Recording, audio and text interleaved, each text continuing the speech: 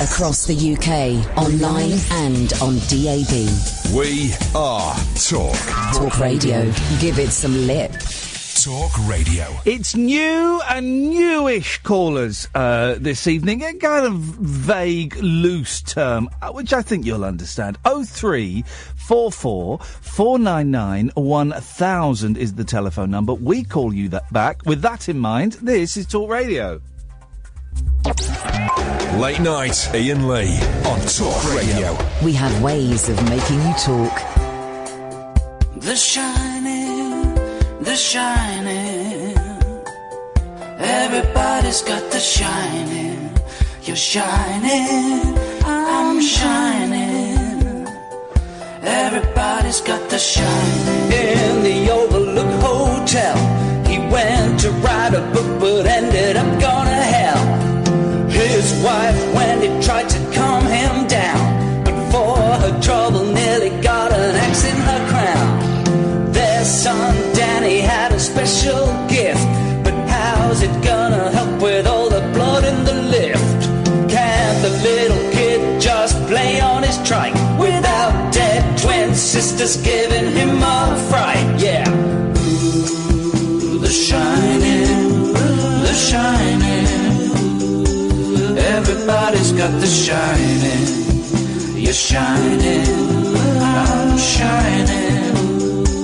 Everybody's got the shining. Look out now, Jack's out to destroy, 'cause all work and no play makes Jack a dull boy.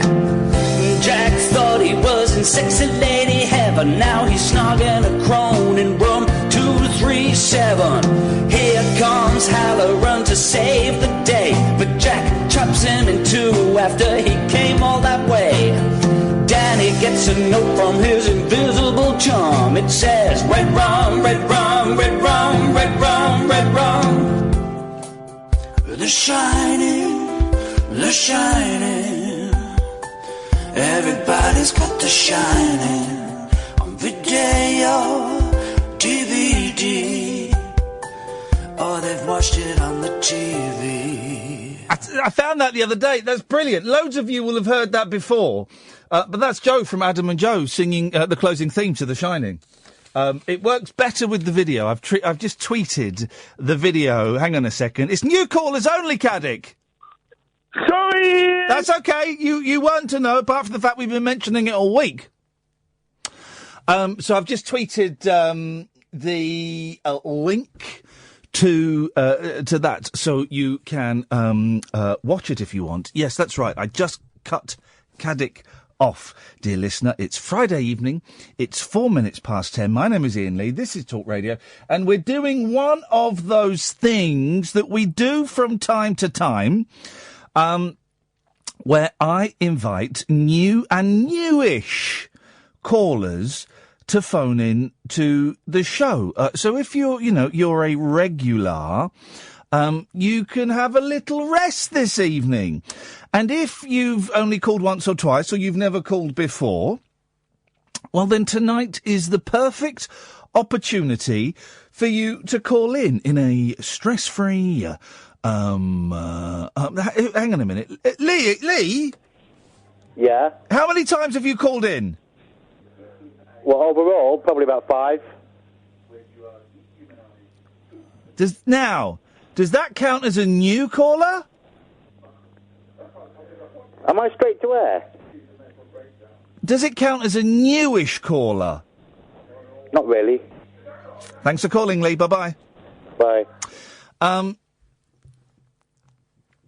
Any other chancers want to have a go? He could have got, if he could, 5 times, does 5 count as newish? I mean, it's stretching it. It's stretching it a bit, isn't it? Ever so slightly, it's a little stretch.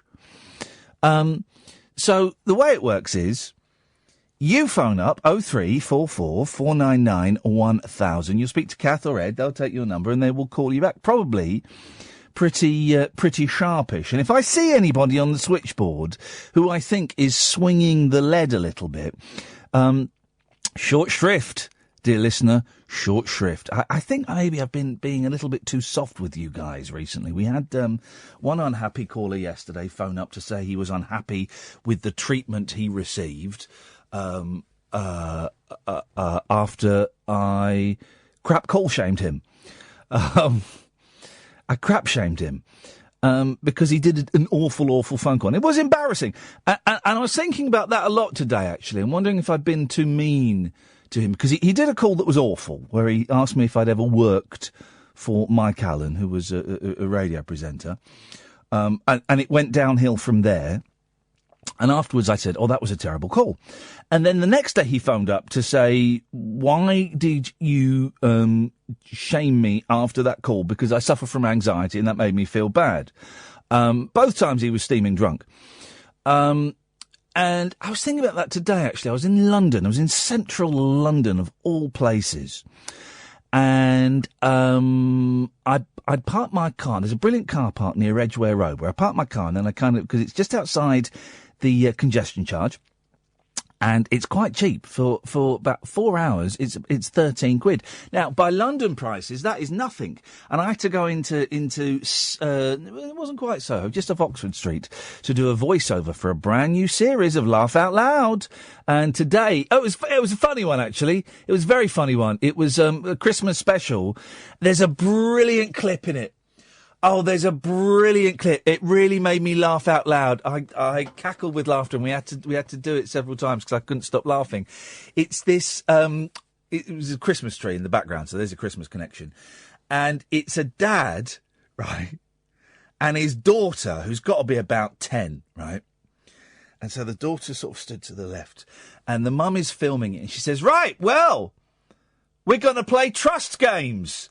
So, Susie, you're going to close your eyes and fall, and you're going to trust your daddy to catch you, right? So she closes her eyes, and he stood behind her, waiting to catch her, but she falls forward. Oh, God, honestly. She just goes straight forward. Oh, it made me laugh so much. It'll be on YouTube. That clip will be on YouTube. It made me laugh so much. So I had to go into... honestly, I think they're showing it. I don't know when they're showing it. But it's a series on Channel 5 where I do the voiceover for. And some people give me stick for it. Well, let's just say me doing 13 of those will pay my mortgage for... Let me think... For 3 years. So, you mock all you want. But actually, it's a cracking series, and there are some really, really funny clips in it. Some episodes are better than others. But there's some really funny clips in it, and that one made me... Oh, there's another one, right? And it made me laugh, and it shouldn't, but it involved a knob, like a person being a knob, right? It's not... This isn't funny, this is horrible, right? It's this, weird ice event. And I don't know how they did it, but there's like a sort of ice sort of podium, a podium made out of ice with like a vase on top made out of ice, and there's fire in it, right? And so this guy goes up, and he's drunk, and he's wearing like a ski suit, and he goes up, and he starts humping this podium with fire, and of course it falls over, and he gets set alight. He's fine, but again, it just went... Anyway. 0344 499 1000, by the way. So I was in town doing that, and it's a long old slog. You put in a tiny booth. My boys find it hilarious that this is one of my jobs. You get put in a really tiny booth with a small screen showing the programme and a microphone, and you've got your script there, and I always have cold water. It's got to be cold water. And you're in, and they can't have air conditioning in this booth because the microphones are so sensitive they pick it up. And so for 2 hours you're just in there sweating, and absolutely, the sweat is pouring off. It's hideous, but it's ridiculously well paid. So thank you very much indeed. And then after that, instead of getting the tube back, because it was about 5:30 on a Friday night on Christmas, I thought, 0344 499 1000, by the way, we call you back. I thought I'd walk from this place just off Tottenham Court Road to Edgware, and it's a walk of about 35, 40 minutes, right? And, thank you, Ed. And And as I was walking, I spent a lot of the time thinking about that guy that phoned up. The first night he was drunk, and it was an awful phone call. And then the second night he phoned up, and it was kind of just as bad. Fair play to him for phoning up a second time to complain, but maybe he should have done it sober. And I was thinking about it a lot. I'm thinking, was I too mean? Was I too mean to him? And the short answer is no. I wasn't too mean to him. I was pretty much. I think I was fair. The fact that he phoned up to complain about something. Anyway, I think I was fair. So that was that sort of sorted out in my mind. Because I don't want to be mean to people. We're really trying with this show, Catherine and I are really trying to steer away from the meanness that seems to be pretty much inherent in nearly all phone-in radio. It's just mean. It's pointing the finger at people that are different colours and different religions and have different accents and going, ugh, you're weird. And you're the reason I've got no work. And that seems easy. Well, that is easy. And it's mean. And, I'm aware that Catherine and I are we're kind of treading our own line here by doing this, because there ain't really many examples of it elsewhere. Mystery Hour is quite celebratory, I suppose. Anyway. But part of me, here's the thing, part of me hankers for being a bit mean. And I'm kind of thinking maybe. Hang on a second. Ken? Yes, I've only called in once before. So you are technically a newish caller. Hey, you're a newish caller.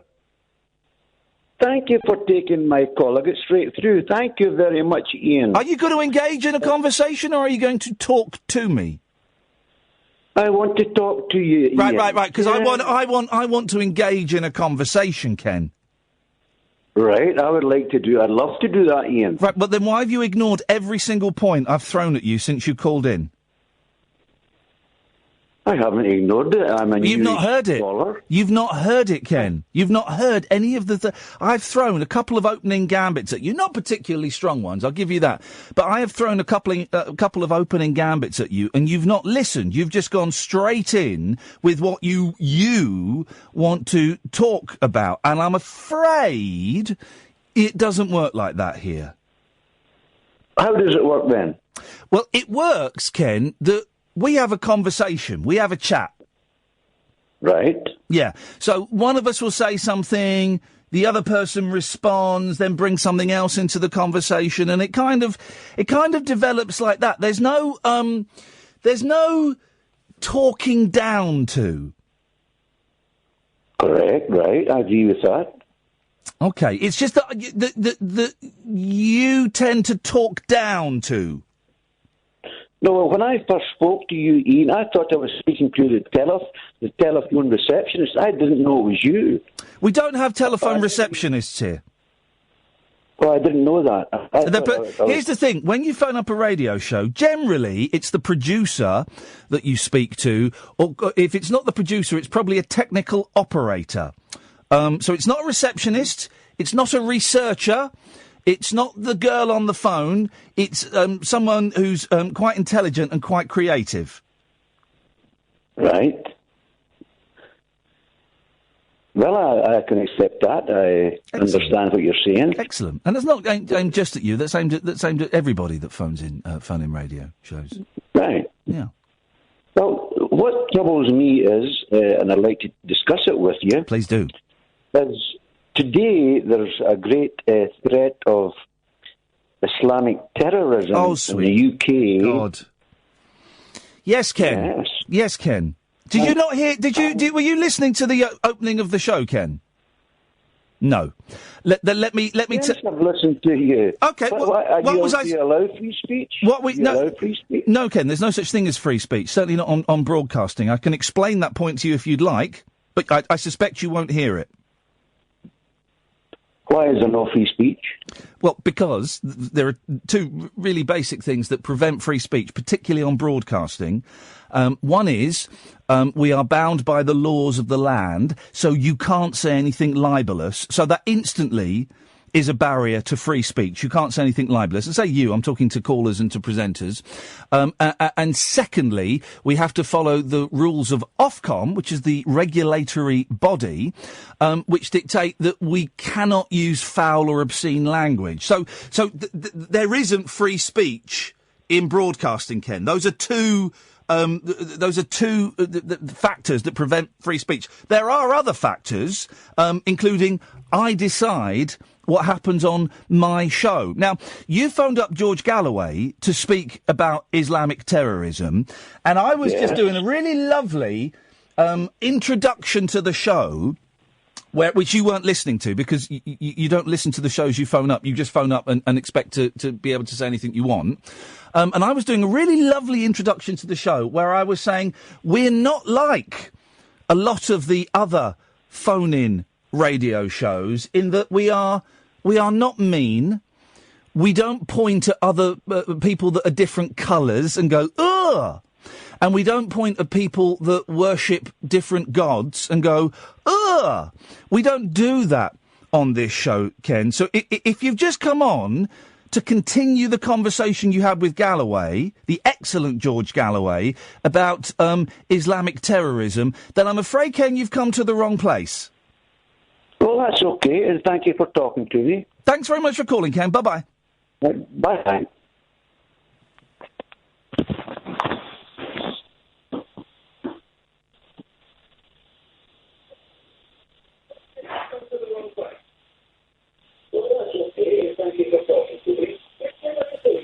He's not put the phone down yet.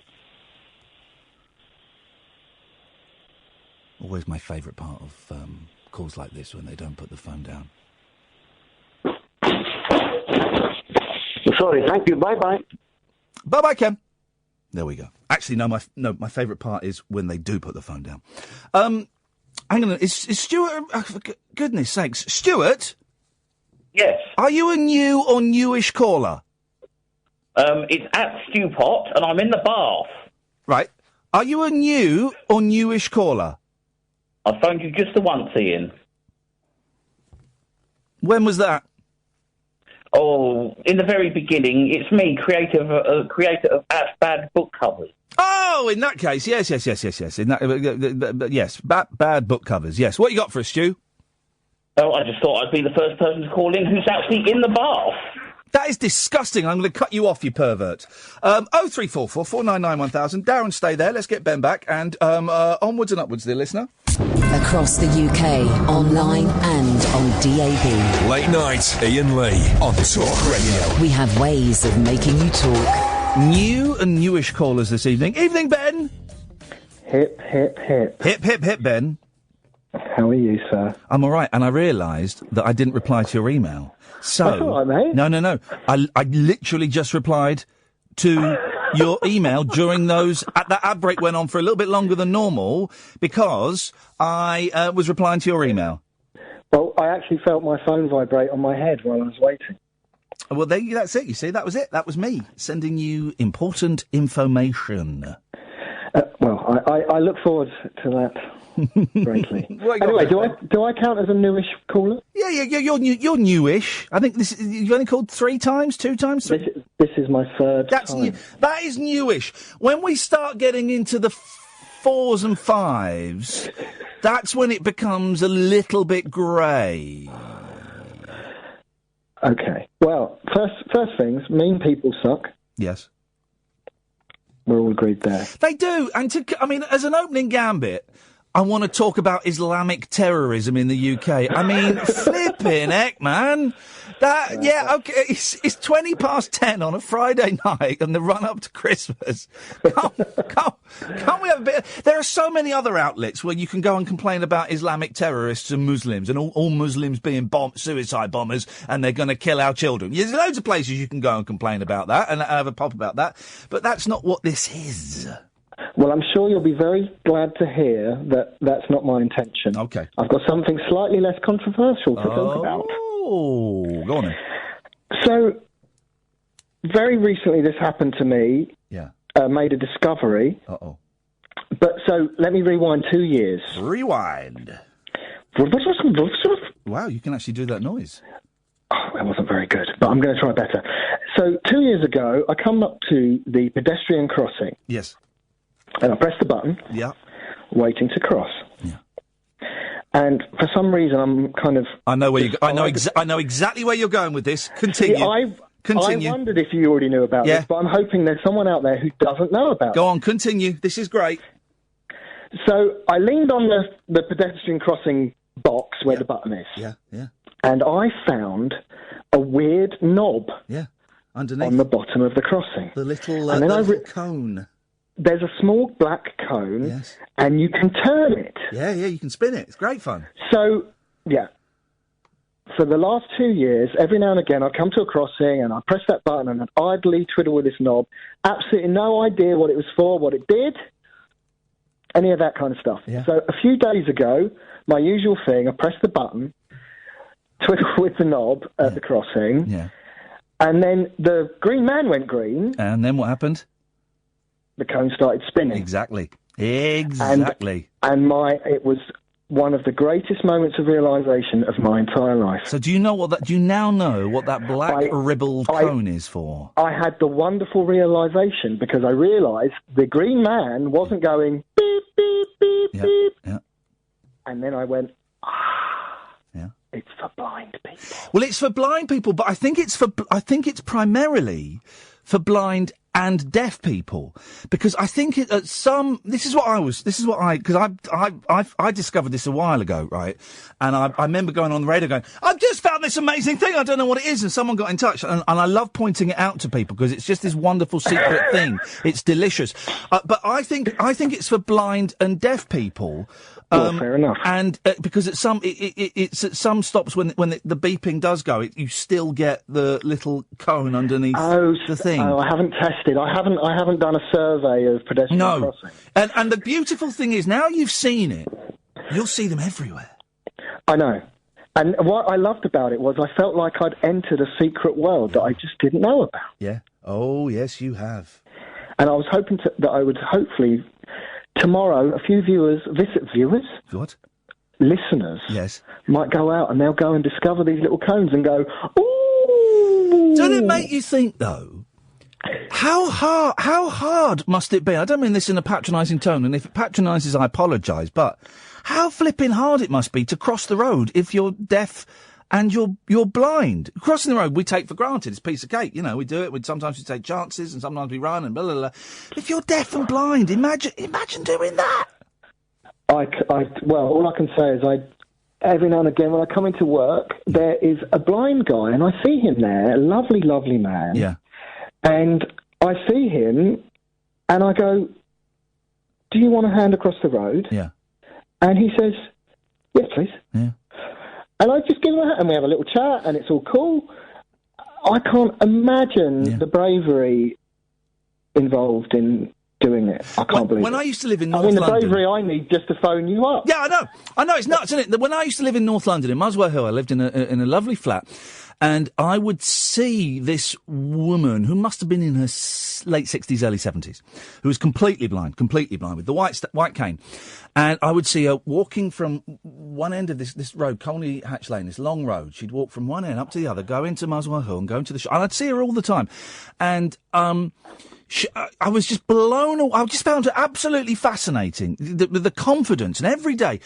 And one day I saw her in Waterloo Station, right, which for those who don't know, it's quite some distance from Muswell Hill. And she had a bucket and she was collecting money for blind people. And I said to her, I see you walking around in Muswell Hill, and there was one time, she'd never asked for help or anything like that, and one time I was looking out the window and I saw her walking on the opposite side of the street, and there was a bin lorry was parked on the pavement a bit, and it was making loads of noise, and I could see she was getting a bit confused, and she ended up in this kind of little car park outside these flats, lost. She'd just taken like a foot to the left, you know, and it had completely thrown her pattern. And I watched for a second, and when I saw she was in trouble, I dashed down and I said, "Oh, excuse me, it looks like you're a bit stuck. Do you need a hand?" And she went, "Oh, yeah, thank you." And she took my elbow, and I led her back on the path, and she went, and I'm not going. I don't know where I'm going with this. I'm going nowhere with it. I just found her such an inspiration that every day, you know, she would get up and she'd walk and she'd go and do her shopping and she'd walk back. And not only that, she'd also, you know, get off her arse and go and collect money for blind people. And I just found it incredible. Is what I'm trying to say. Fair play. Yeah. Nice one, Ben. Always good to talk to you. I've just sent you my phone number, so give us a text or something. Well, mate, next time you're in Soho, let me know. You were probably round the corner from where I was working. Well, sexy Soho. It's horrible, Soho, now. They've got rid of all the strip joints and the peep shows and all of that stuff that makes Soho, or made Soho, so deliciously seedy and naughty. Well, I'm doing my best to inject my seed. You phrased that incorrectly, Ben. On that bombshell. Thank you very much, Ben. 0344 499 1000. New and newish callers only. Oh, I forgot to ask Ben. I wanted to ask Ben about Whiplash, because he plays, like, music and jazz and stuff. Anyway, next time I'll do it. Next time. Late Nights with Iain Lee. This is Talk Radio. The wild man of late night radio is back. Iain Lee on Talk Radio. We have ways of making you talk. Oh, my. 0344 499 1000 is the telephone number. And interestingly, Ken threw me off my stride ever so slightly, because I was going to say something, and I'm probably not going to follow through now. But I was saying I kind of miss the meanness and the snarkiness a little bit. Not. I don't yearn for it. There's not a huge longing for it. But it's you know, it was the axe for quite a while, and it gets listeners, and people being angry and scared can make quite compelling radio. So I'm wondering, on Monday, do we do a mean show? Do we do a show that's mean and nasty and scary? Do we have a go at that? I mean, what will it take? It might be fun. It might be too much fun. We might enjoy it and go, oh, this is what we're meant to be doing. I don't think so. But I wonder how easy it would come to us to do that. Should we do that Monday? Should we do a mean show where we point the finger at difference? We end up, for example, if Ken had called in on Monday, we'd engage with that. It's a weird one, isn't it?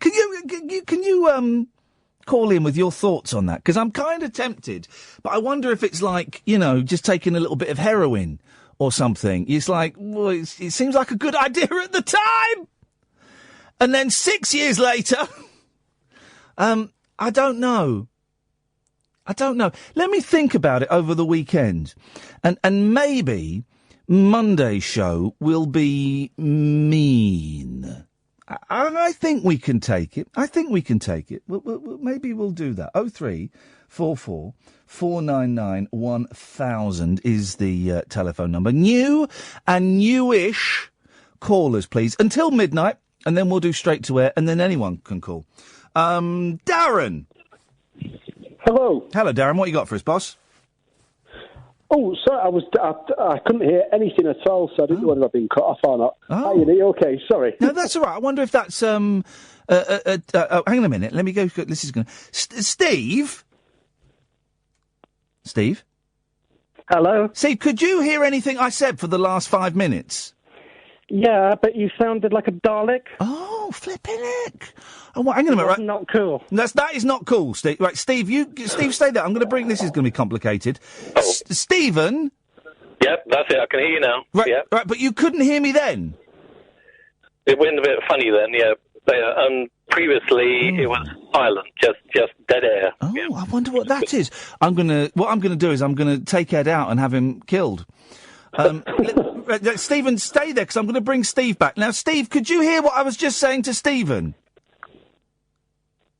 No, I didn't hear a word of that just then. Flippin' heck. Well, this is no good. If we're going to have spontaneous conversations where I talk interesting things and then throw to people, they're not going to be able to chip in on the things I was just saying. I was just saying, Steve and Darren, not you, Stephen, although you probably can't hear me, but I'll come to you in a bit. I was just saying, Steve and Darren, that I'm thinking maybe on Monday of doing a mean show. Okay. I don't know. Where we're mean.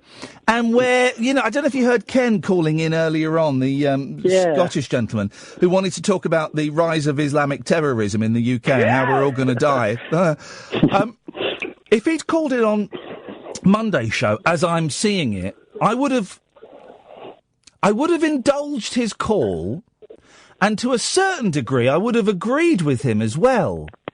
I think Kath's looking worried by this. I think. What do you think, guys? Channel your inner Katie Hopkins. Well, I just wonder if there's if as an experiment, if there's anything in it. Well, I don't know yet. I've never called the show before, and this is my first time on. However, you've sacked me from the show before I've ever been on it, about a month ago, so you've already been mean to me. This is Darren, is it? It is Darren, yeah. Why did I sack you, Darren? What atrocity had you committed? Well, I've stopped sulking about it now, hence me phoning, but you were asking for people to phone up and review The Apprentice, and it was too late and I was going to sleep, and I tweeted you, and you said tweets were no good, and I was sacked. Yep. So I probably deserved Well, did I say you're sacked, or did I say you're fired? You may have said I was fired. Right. Do you see why I might have used that phrase? Oh, I've been sulking and you were joking. I wasn't joking, Darren. You're fired. I'm glad the sulk has ended. A month-long sulk. That's a strong sulk, Darren. You should be proud of that. That's, as a grown man, you should be very, very proud of that. Well, at least I've not admitted to it on radio or anything like that. Exactly. What you got for us, Darren? Is it just to phone in and have a go at me? I'm not phoning in to have a go yet. I thought I'd phone in about something nice, because you want people to talk about good things. You do not sound like my friend Paul. Is Paul from Manchester? Well, I'm from Oldham. Well, but Paul's from Leeds.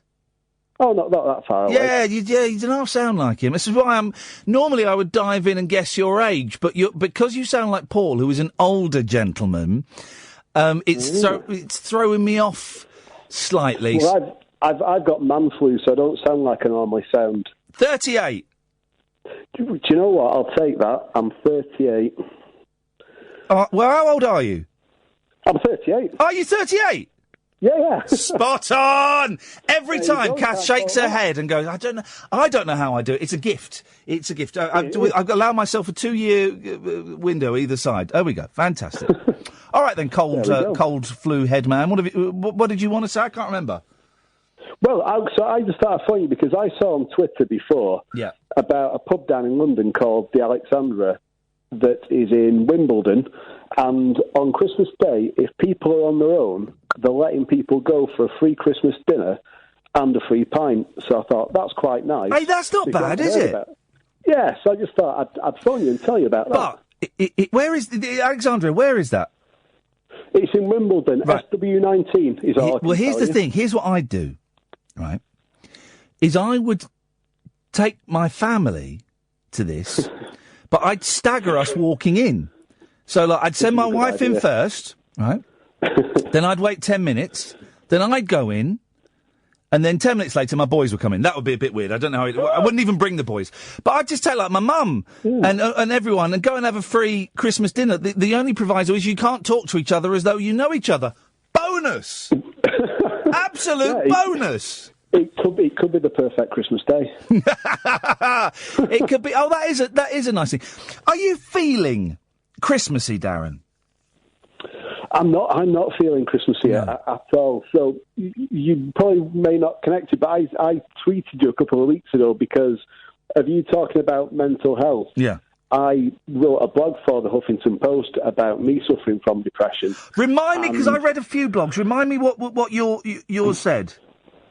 It was about masculinity and depression, and my blog was about how through suffering from depression, I started doing obstacle races, and stuff like that. Yeah. So, but yeah, that was basically the idea of it. So for me, this is like the lead up to Christmas is always where I'm feeling a bit down, but it'll be all right.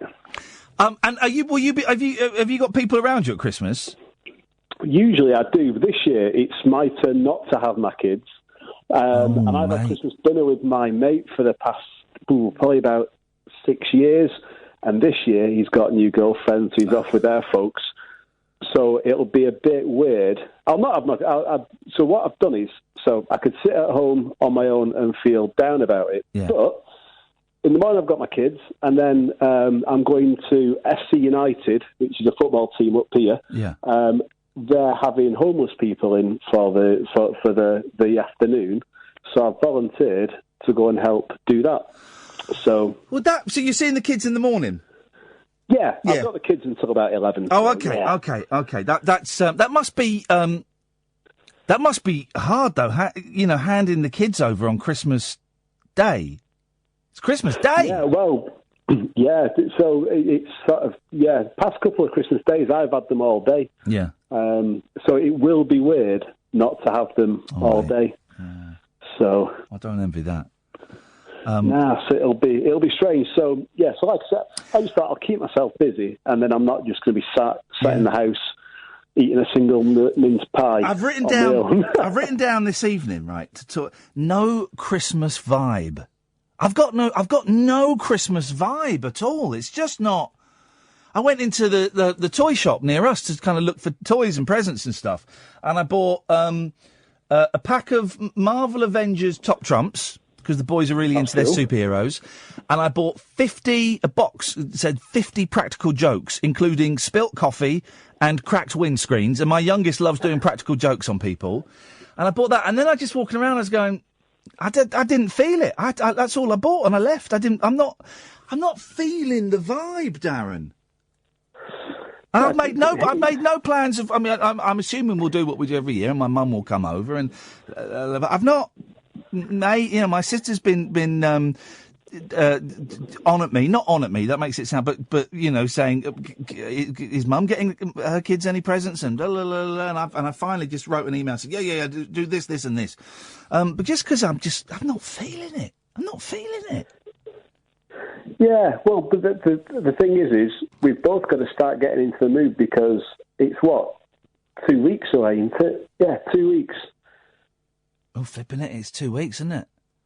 Oh, yeah. Oh well. But there we go. Darren, nice to talk to you, mate. And I'm really impressed by you having the hump for a whole month. That is. I think I'm miserable, so that is taking things to a new level, mate. Respect. I've stopped sulking now, and have a good Christmas. Thank you, Darren. Steve and Stephen, stay there. See, I like it when we do these. I always come in and think, it's going to be hard work. Going to have to work hard tonight because maybe we've used up all the new and newish callers. But every time we do it, it's an absolute revelation. 0344 499 1000. Late Nights with Iain Lee on Talk Radio. Unmissable late night radio with the original king of unconventional conversation. Make contact with Iain Lee. Late night Iain Lee on Talk Radio. We'll get you talking. I just looked on Digital Spy. Some of them are not happy. Some of them are not happy about the way I spoke to Ken. Listen. If you want to listen to some old git banging on about Islamic terrorists, it's the wrong show. TK and Cheese Toasted and everyone else, right? You're listening to the wrong show. I'd just done an introduction saying we're going to be nice and do nice things, and he phoned in with the cliche that every night I say we're not doing a phone in about Muslims. Every night. I say it. And he phoned in about it. And also, here's the thing about my show, which is different from other shows, right? Other shows, other phone-in shows, they're very much in that hour. They're packaged in that hour. So they have one question for that hour, then they have another question for another hour. And woe betide anybody who tries to refer to something that happened 2 weeks ago. I don't like working like that. So my show will have threads that kind of run through it, and so we will pick up, a caller will pick up, or I will pick up on something that happened 2 weeks ago. So that's the way it works. I do have a suggestion, TK and Cheese Toasted. Guys, the show isn't for you, okay? Switch off, man. Switch off. Although you might like the show on Monday, because we're going to do it. We're going to do a miserable show on Monday, a grumpy show. We're going to talk about, if people want to phone in about Islamic terrorists, they can do that. People want to phone in about Brexit and Trump, yeah, they can do that. Fine, we'll do that. We'll do a mean-spirited show on Monday, shall we? Shall we? We'll have a go. So that you might like that one better. I don't know if I'll be able to pull it off, if I'm completely honest. I don't know if I'll be able to, but we'll certainly have a crack. Right. This is going to be complicated, so I'm going to go to Steve first. Good evening, Steve. What kind of cake? No cake for me, Steve. I'm on a diet. Oh, okay. Yeah. Can I have gay cake? Yeah, of course you can have gay cake. Everyone loves a bit of gay cake. I'll have a little bit, like just a slither of your slice of gay cake, but I'm not having a whole portion. Awesome. That's what I like to hear. Nice one. What you got for Steve? No, I was just ringing up really because you were talking about the spinning cones.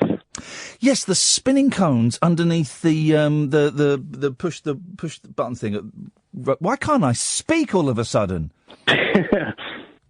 Yeah, because you're quite right. It's for people who are blind and also hearing impaired, because I'm blind and I'm also hearing impaired. Oh, okay.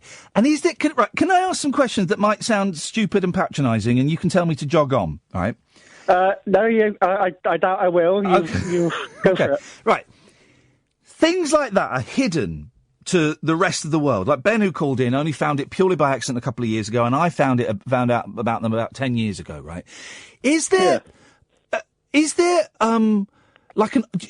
do you visit someone like an occupational therapist or someone who tells you all of this stuff?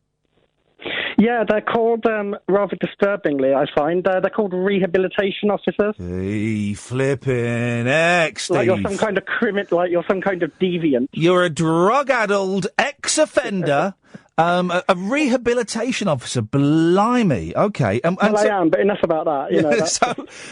So how does that work? Do you have like sessions? Is there a course? Do you get like a pamphlet? Well, I don't know. A pamphlet could be good. A braille on it. How does it work? Yeah, no, you'll have like they tailor it for each person, but generally you'll have sessions, so you'll learn your kind of way to particular routes. So, you know, I want to learn the way to the pub. Right. Or to the local drug dealer or whatever. Wow, Steve's living the fast and fancy life. Well, you might as well. You might as well fill your boots. I know. Tell me about it. But you probably won't remember, but I emailed you months ago, and you did actually answer, about the fact that I have a hearing loss, and I was learning to hear again with my cochlear implants by listening to your 3CR show. Oh, Steve! Yeah, I do remember. How did that go? Yeah, well, yeah. I mean, the first word I learned to hear was bigot, so that was... So, right, remind me, because I do remember the email, but I don't remember the details. So, you lost your hearing later on in life? Yeah, that's the one. I was born completely blind, and as I got older, my hearing got worse. Yeah. So we went down the kind of hearing aids route and stuff like that. And I used to listen to your shows on LBC. Oh, bless you. Thank you.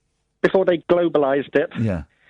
And but in the last sort of 5 years or so, I've just not been able to listen to the radio. So I kind of lost touch with all the shows I used to listen to. And that's because the hearing got progressively worse and the hearing aids weren't able to kind of boost it? Yeah, no, they weren't. Wow. So I had cochlear implant surgery a couple of years back now. Oh, gosh, it makes me quiver when you say that. Yeah, that sounds unpleasant. I need to be clear. I said cochlear. OK, thank you. There is a story about a man who's lost his willy. But anyway, maybe we'll go there later on. We'll do that later on. For anyone else who's hard of hearing, I said cochlear. And that went OK, but then you have to learn how to hear again. Pretty much, yeah. And they said, one of the things they said was that, if you listen to a lot of speech radio, it's a good way of hearing, learning to hear lots of different voices. Because it's a strange concept. There's I think it's in a Will Storr book that he talks about someone who was deaf and they managed through a similar procedure to bring back his hearing. But he still couldn't hear. His brain didn't know how to turn the vibrations into meaningful sounds. Yeah, I mean, I was really lucky because I had some useful hearing until, quite recently when my hearing deteriorated. So for me, it was almost a case of relearning, I suppose it's a bit like if you have if you break your legs and you don't walk for 6 months, you kind of got to learn how to walk again, kind of thing. Yeah. The human body's weird, isn't it? It is, but it's also amazing. No, I could have my hearing restored to me, basically. And that's it now. That's a permanent solution. Your ears won't, get worse and worse, so that procedure will become out of date. No. This is how it will be now. Beautiful. It's not perfect, but it's far from. But it's way better than it was before. It's like totally different. Wow. So yet you choose to listen to this rubbish, Steve. Well, they may have given you hearing, they've certainly not given you taste. I know. I think if the NHS knew to what uses I was putting my hearing, they might have considered the money not so well spent. It's okay, because I also listened to Jonathan Vernon Smith after you, so it's all right. Oh, in that case, you're getting both sides of lovely Jonathan Vernon Smith. He's a very talented man. I'm a big fan of his work. Nice ones. Just going back to the because I'm fascinated by this. When you get your rehabilitation, dude. So what they take you out, like walking from your house, let's say, to the post office and back, and they do it with you a few times, and then you do it on your own. Yeah, pretty much. They're following on behind you to make sure you don't get yourself into too much bother. But yeah, that's pretty much how it. Kind of how it goes, yeah. I mean, obviously, if they've got guide dogs, then the training's completely different. Yeah, of course. I don't. Is that not terrifying? Is that not terrifying? The first time you do a Han Solo. Yeah, I mean, to be honest, I don't do it much because my hearing still isn't quite good enough for for sort of road crossings and all of that jazz. Yeah, so I don't do much of that, But yeah, it used to be really terrifying. But it's what you got to do, man. It's what you got to do. Well, Steve, man alive, I'm so glad the NHS fixed your ears because we need all the listeners we can get. So I know, and I'm so glad that I phoned in. And I've wanted to phone in for months. I said in my email that I'd pluck up the courage eventually to ring in because I'm glad you did. For me, the phone is kind of the last big thing that I've got to get myself over. What, you're nervous in general about making phone calls? Yeah, and obviously the most cochlear implant users saying that they find using the phone to be the most difficult. Why? Why is it so difficult? I have absolutely no idea. For me, it's mainly psychological because I'm doing it now and it's fine. Yeah, but it's kind of the idea of phoning up someone who might cut me off or God, might ask me what kind of cake or. Oh, Steve. Well, would you like me to cut you off? Would that make you feel better? It would. He's gone. Imagine if I've just set him back like 3 years in his rehabilitation. He looks at the phone and goes, I didn't mean him to do it. And that's it. And he's scratching at his ears and he pulls the implants out and he flushes them down the toilet. Imagine. And your tax has paid for that deviant to have his ears fixed. Outrageous. Send them back. Stephen, we'll come to you after the break, if that's all right. Alex, we'll come to you as well. There's only another hour of this, then we'll do straight to air and everyone can call in after midnight. But it's always a joy doing this, and I always get nervous, I always get a little bit anxious. And yet, every single time we've done it, it absolutely works and blows me away, and we get some brilliant calls. It's new and newish callers, so there is a little bit of flexibility.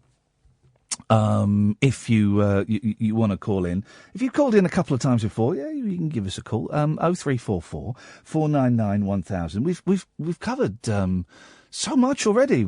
I don't even remember what we've covered. Crossing the road, being blind, being deaf, no Christmas vibe, and Muslims. Been a very busy show. 0344 499 1000 is the telephone number. You're listening to Late Nights with Iain Lee on Talk Radio. Across the UK, online and on DAB. Access all radios. Talk Radio. Give it some lip. Talk Radio. An email here asking, would it be possible to tell me which day and approximately what time Joe McElderry will be interviewed next week? Haven't got the foggiest. I'm Iain Lee. This is Talk Radio. New and newish callers only, please. Stephen and Alex, stay there. You'll be up after the news. Late night, Iain Lee on Talk Radio. We have ways of making you talk.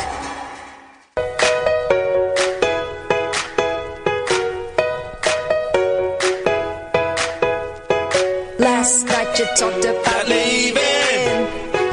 I said I can't let you go. It's not just emotional feeling. I need your body and soul. So give me one good reason to leave me. I'll give you 10 good reasons to stay. You're the only one I believe in. I'll be hurt if we walked all day. Just never get there and just never get there. I need your body and soul. So give me one, need your body and soul. So give me. Last night you talked about leaving. I said I can't let you go. It's not just emotional feeling. I need your body and soul. So give me one good reason to leave me. I'll give you 10 good reasons to stay. You're the only one I believe in. I'll be hurt if you walked all day. Just never get there and just never get there. Just never get there and just never get there. I need your body and soul. Just I need your body and soul. So give me one, need your body and soul. Just I need your body and soul. So give me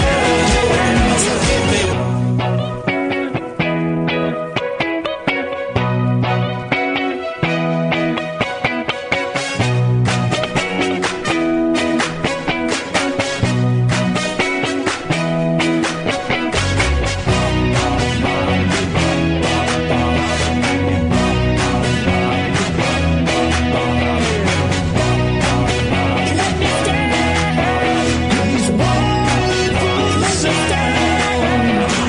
I need your body and soul. I need your body and soul. So give me one, need your body and soul. I need your body and soul. I need your body and soul. I need your body and soul. So give me one, need your body and soul. I need your body and soul. So give me one.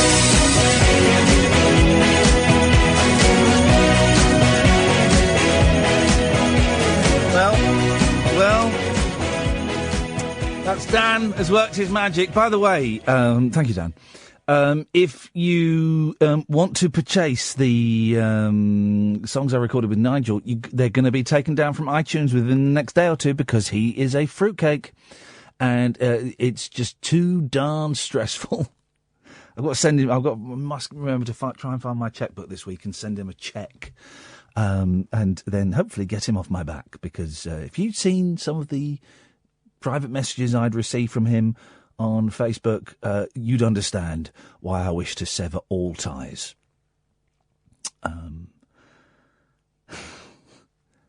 How are your semen production facilities, dear listener? 03. That was naughty of me, I know. 03. He doesn't listen. We can say what we want about him. Don't listen. 0344 499 1000. Stephen, sorry, you've been waiting for absolutely ages, and I apologise. What have you got for us, Stephen? I'm just laughing about what you just said, actually. Oh, man, if you'd have seen some of the messages I've received from that gentleman, flipping heck. Well, he's been going a long time, hasn't he, about this Lindsay Lohan and the other Miley Cyrus? It's been going on for... Forever.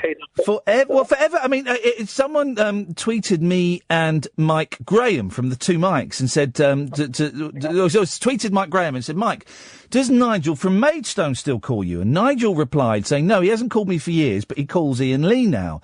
And I did say to Mr. Graham, if you want Nigel back, you are more than welcome to have him. I won't take it as a personal snub. And Mike said, no, you're all right, mate, thanks. So... tied with a ribbon with greetings. Oh, goodness gracious me. I know, yes, we'll do to any bidder, anybody, please take him off my hands. But Nigel's been phoning Talk Radio for 20 years, I want to say.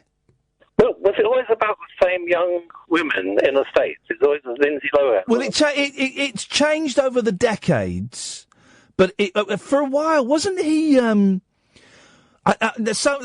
hardcore radio anoraks will know. Wasn't he in the 90s singing about Charlotte Church? Could well have been. Yeah, it's always a girl that's leaving teens. Yeah, it's just a girl that's just on the right side of legal. Yeah, exactly. That's not weird, is it? Oh no, perfectly normal behaviour. Perfectly normal behaviour from a bloke in his late 50s who lives with his mum. Of course, who posts video of himself pumping off. Of course it's normal. Of course it's normal. Anyway, Stephen, you've been very patient. Sorry for keeping you for so long. What have you got for us, boss? Oh, just to say, I'm newish. This is my second call. Well done. I don't expect you to remember, but I don't remember what we did on yesterday's show. So when people say, "Jay, do you remember I used to call you about 10 years ago on LBC? I was the guy that did this," and I go, "No, I don't remember." Unless it was the person who used to go, "My name is Khan," or the man who pretended to be an Asian doctor telling me how to do handbrake turns in a Nissan. Unless it's those two calls, I won't remember. No, but I did phone you about classical music. It was the Friday you came back after you had a couple of days off. Oh, I do remember that. Yes, I do remember that. Yes. And you've been, and then that Sunday you phoned up Bob Mills. Bob Mills. That was it. I was going to say Bill Buckley, but it was not Bill Buckley. It was Bob Mills. You said that, Ian, because he asked me how you were. I know. I heard. I was listening, and I was listening in bed, and I curled up with embarrassment. Because I didn't want to say, because I don't know how much you know Bob. I didn't know if he knows about what goes on with you, and I felt a bit intrusive. It's not for me to sort of tell him your business. No, I felt. Do you know? I don't know Bob. I've met him twice, and he's delightful. I'm a huge fan. As in his radio show, Sunday night 7 till 10 on. It really is just a joy. If you just want to listen to a laid back conversation between some comedians, it's wonderful. Oh, absolutely. Such good listen. But I'm quite public about all this, so I don't mind what people say. But I thought here's what I made up as I was listening to it. So Bob says, Stephen called up and said, I spoke to you and you were filling in for Iain Lee. And he went, oh yeah, is Iain Lee all right? What was wrong with him? Was he a bit sick? And you implied that it was something mental. And you could kind of hear Bob get ever so slightly get a little bit embarrassed. And he went, oh, I didn't know Iain struggled with that. And he handled it perfectly, I thought. Yeah, like a gentleman. I was self-conscious because, the way he asked, as if he thought you had the flu or something. I laid up in bed with the flu, and I wanted to be honest, but then I didn't want to be too personal about you, so I sort of tried to, say, well... You all handled it like gentlemen, although I was listening in bed, curling up with embarrassment. But that's my problem. Must be funny to hear you sort of talk about it like that. Yeah. It's honestly, dear listener, it's such a good show, and I do. The weekend schedule is neglected, I think, a little bit, and there's some cracking stuff on there. Bob Mills being an example. Howard Hughes, who's on straight after him, just talking. Great. Oh, it's absolute bullshine, and it's wonderful. Catherine has a show on. When is this? I can never remember. Go on the microphone. Catherine does like a best of. I think it's 3:00 on a Sunday. They move it. It's moved, hasn't it? So 3:00 on the Sunday. Catherine hosts 7 days of talk radio, which is the best bits of talk radio, and she does all she puts it together and builds that show and does all the links. So if you like listening to her voice, yeah, you're probably insane. But 3:00 on a Sunday, it's well worth a listen. I tell you what, we must get Howard Hughes on the show again. We must get Howard Hughes on next week or the week after. We'll see if we can get Howard on, because he's great. He'd be very good speaking outside of his own format of his show. Yeah, speaking. Just. I'd love to hear Howard Hughes interviewing the pop stars of the day, like Justin Bieber, or who was the fella that broke his neck in New Zealand? You know the one, moon-faced guy. I gotta get through this. I gotta get through this. I gotta get through this. Bedingfield, Daniel Bedingfield. Thank you. I'd love to hear Howard Hughes interviewing Daniel Bedingfield down a well. There we go. There's a show. There's a format. We came up with a format, Stephen. Now, about your meanness thing. Yes. There's two types of meanness, because there's the bashing people of a religion thing we talked about earlier. Yep. Having a go at people because of what they believe in and being nasty. Yep. I don't think that's you, to be honest. No. I don't make that well, but I don't think you're like that. But there's another kind of meanness which I don't really like. I heard it the other day with O'Brien. I don't really listen to that show. And there was someone that was ringing up who was a bit, I suppose a bit timid and a bit stuttery, and they're saying, excuse me, and he was a bit like, like, well, if you can make it this year, it will be handy, listen, cards on the table. I'm friends with James O'Brien, and I think he's a great broadcaster. And I haven't heard. I feel slightly uncomfortable, kind of slagging him off in this format, but that's fine. But I would be. That surprises me to the point where I think maybe there was something else going on. Was it that what they were trying to say was nonsensical? Because he's the master at destroying people with poor arguments. If you want an example of that, go and listen to him interviewing Nigel Farage. So without having heard that clip, Stephen, I suspect there may have been something else going on. No, I know what you mean. It's just, but you see my point. There's that narcissism where you attack people of a faith, and you can be nasty because someone's got maybe a stammer or they're struggling to get their words out. I think James is really good at. James is I think quite welcoming to people that of differing abilities of speech.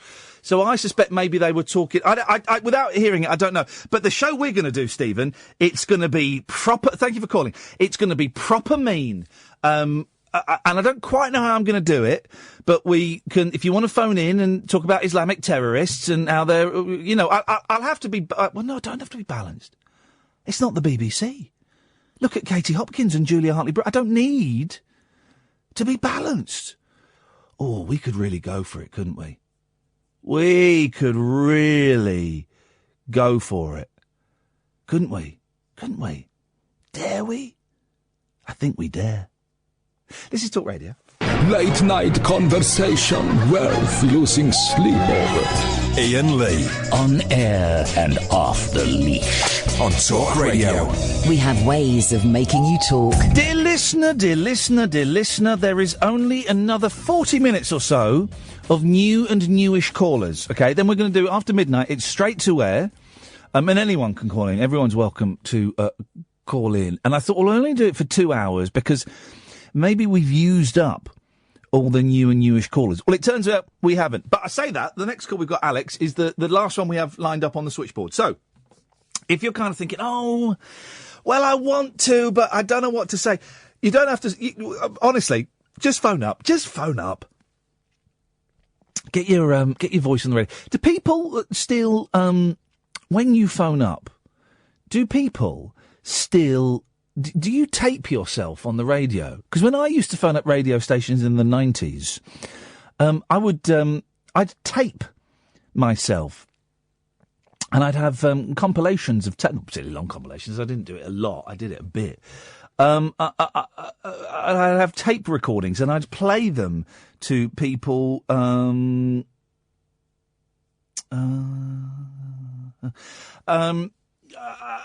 would play them to people. So Alex, are you recording this?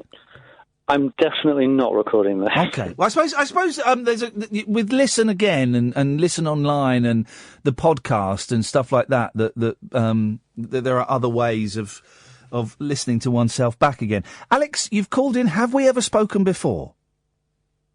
Long-time fan, medium-time listener, first-time caller. Hey, I like that. You've messed around there with a classic line, and I like what you've done with it, Alex. You've made it your own. I've kept you waiting for over half an hour. I do apologise. That's well, it's kind of rude of me, but what can I do? It was awesome. That Steve, no offence to Stephen, but Steve was awesome. We were all gripped. Now, could you hear it? Because I'm wondering how much people can hear when they're on the phone. Okay, you could. Yeah, it was interesting, wasn't it? Yeah, it was really interesting, that, and it does make you. I mean, we've got a guy called Manny who calls in. I don't know if you've heard him. He calls in. He followed me from when I was working in Birmingham, and he went blind because of an industrial accident about 4 or 5 years ago. He was working in a metalworks factory, and he got bits of metal went in his eye, little shavings went in his eye, and he went blind. And it I mean, God blimey, I wouldn't be able to get out of bed every day if I've got a different theory. Go on. So, Manny's awesome as well, but you know they say that your other senses heighten, don't they? Yeah. Maybe they're all they've got mutant superpowers and they've got submarine sonars in their hearing and all sorts. Well, and are you suggesting, Alex, that the blind and the hard of hearing are amassing a super secret army? And the whole Muslim terrorist thing, that is just a smokescreen, and that's to distract us while the blind and the hard of hearing get together with their superpowers and they take over the world. And then maybe the buzzing buttons underneath the traffic stops are communicating to them. There you go. There we go. I'm glad we've sorted that out. Well, the next time I see a blind or a hard of hearing person, well, they're certainly going to get short shrift from me. That'll learn them. So hang on a second. Manny. Good evening. Yeah, mate, have you been listening to the show? Yeah. Have you been listening to all of the show? I'm just switched on. Right, so you've not been listening to the show? No, on and off. Right, Alex. Would you tell Alex? You're about to help me kick a blind man off of the radio. We know about your army, Manny. Yeah. We know about the army. Alex, tell him what the theme of the show is tonight, please. We're wondering if all your other No, that's not the theme. No, that's not the theme of the show. New callers. New callers. It's new and newish callers, Manny. Are you a new caller? No, not really. Are you a newish caller? No, not really. Goodbye, Manny. Sorry, Manny. I'm not sorry. I enjoyed that. I got a little bit of a power kick out of that, Alex. That was awesome. Because of political correctness, we're not allowed to cut blind people off the air. Well, political correctness, up yours. If anyone else has a disability and they'd like me to cut them off, 0344 499 1000, please. Anyway, Alex, go on. What have you got? We're going to bend the fourth wall. We're going to do what? We're going to bend the fourth wall. We're going to bend tonight's all about new callers. Yeah. It got me thinking. Yes. Do you remember your first ever radio broadcast? Do you remember? Do you mean the first ever show I hosted, or the first ever time I was actually on the radio doing a little link? When you had your first gig, first show, first broadcast. I do remember the first. I remember the first full show I ever presented. Yes, because it was on. It was on Christmas Day. Christmas Day. That's jumping in at the deep end. Yeah, well, no, it was this little station, and I'd been working there for 3 months doing roving reports in a black Jeep. I was Ian in Black Thunder, under the name Ian McCartney. And I don't really remember the first one of those I did, but my boss said, I'm going to give you your big break, Ian, I'm going to give you your own show. And I was like, wow, that's fantastic. He said, yeah, it's Christmas Day, 9 till 1. And I was thrown in at the deep end. I got literally the people that were doing the show before showed me how to run the desk and go to travel, and that was it. And I was in. But I worked it out. It was great. I worked it out while I was on air, and I worked out how to make phone calls and how to record phone calls. And I did some terrible prank calls, but I managed to work out how to record them and play them out. And I did it, and it was awful. And I've got it on tape somewhere. Must have been bricking it a bit 30 seconds before. Yeah, I was. And I was bricking, because we had to back count, which means they were really strict about ending the song just before you went to the news at the top of the hour. And I couldn't do the back counting. I just couldn't do it. So I was nervous about that, and I was nervous about going because the news was taken from somewhere, miles away. And so was I was nervous. And then about an hour into it, I was bored. Boring. And you haven't looked back since? I've never looked back. Why are you asking about my first ever show? It just got me thinking, asking about first-time callers and stuff, and I was wondering, your first ever radio broadcast might have felt like the way we're all feeling when we're hanging on the phone line for the first time. I wonder if... I might have a clip of it. Hang on a minute. Let me have a little look. I might have a clip of it, because I used a clip of it in the live show that I did. Ian Horizon. Hang on a minute. Because it's awful. I'm not playing this as if to go, I'm a radio genius. Where is it? Hang on a minute. What was it called on my computer? Early days. Here we go. Right, this is a slight cheat. This isn't the first ever show. So I did a show on Christmas Day, and I did a show on Boxing Day, right? 1997. Mm-hmm. So this is the show from Boxing Day. So this was the second show I ever did. Are you ready? This is awful, by the way. I mean, this is absolutely... Here we go. In Milton Keynes and North Bucks, the temperature reaching a high of 8 degrees Celsius. This is FM 103 Horizon. My name's Ian McCartney. Hello, how are you? You may normally know me as Ian in... You hear the news tone, because I didn't know what fader the news was on, so the Black Thunder. But today they've given me a studio, and it's going to be crazy. We've got some good stuff going on. I want your best chat-up lines, the best chat-up lines you've ever used or you've ever been used on you. The number's 01908 2610 33. Later on, I'll be phoning up direct inquiries. Crazy. And also, you'll get to hear why this chap was shouting in a cinema. I love you, Jerry! I love you! All that's coming up later on, but before that, we've got Coolio and Gangsters Paradise.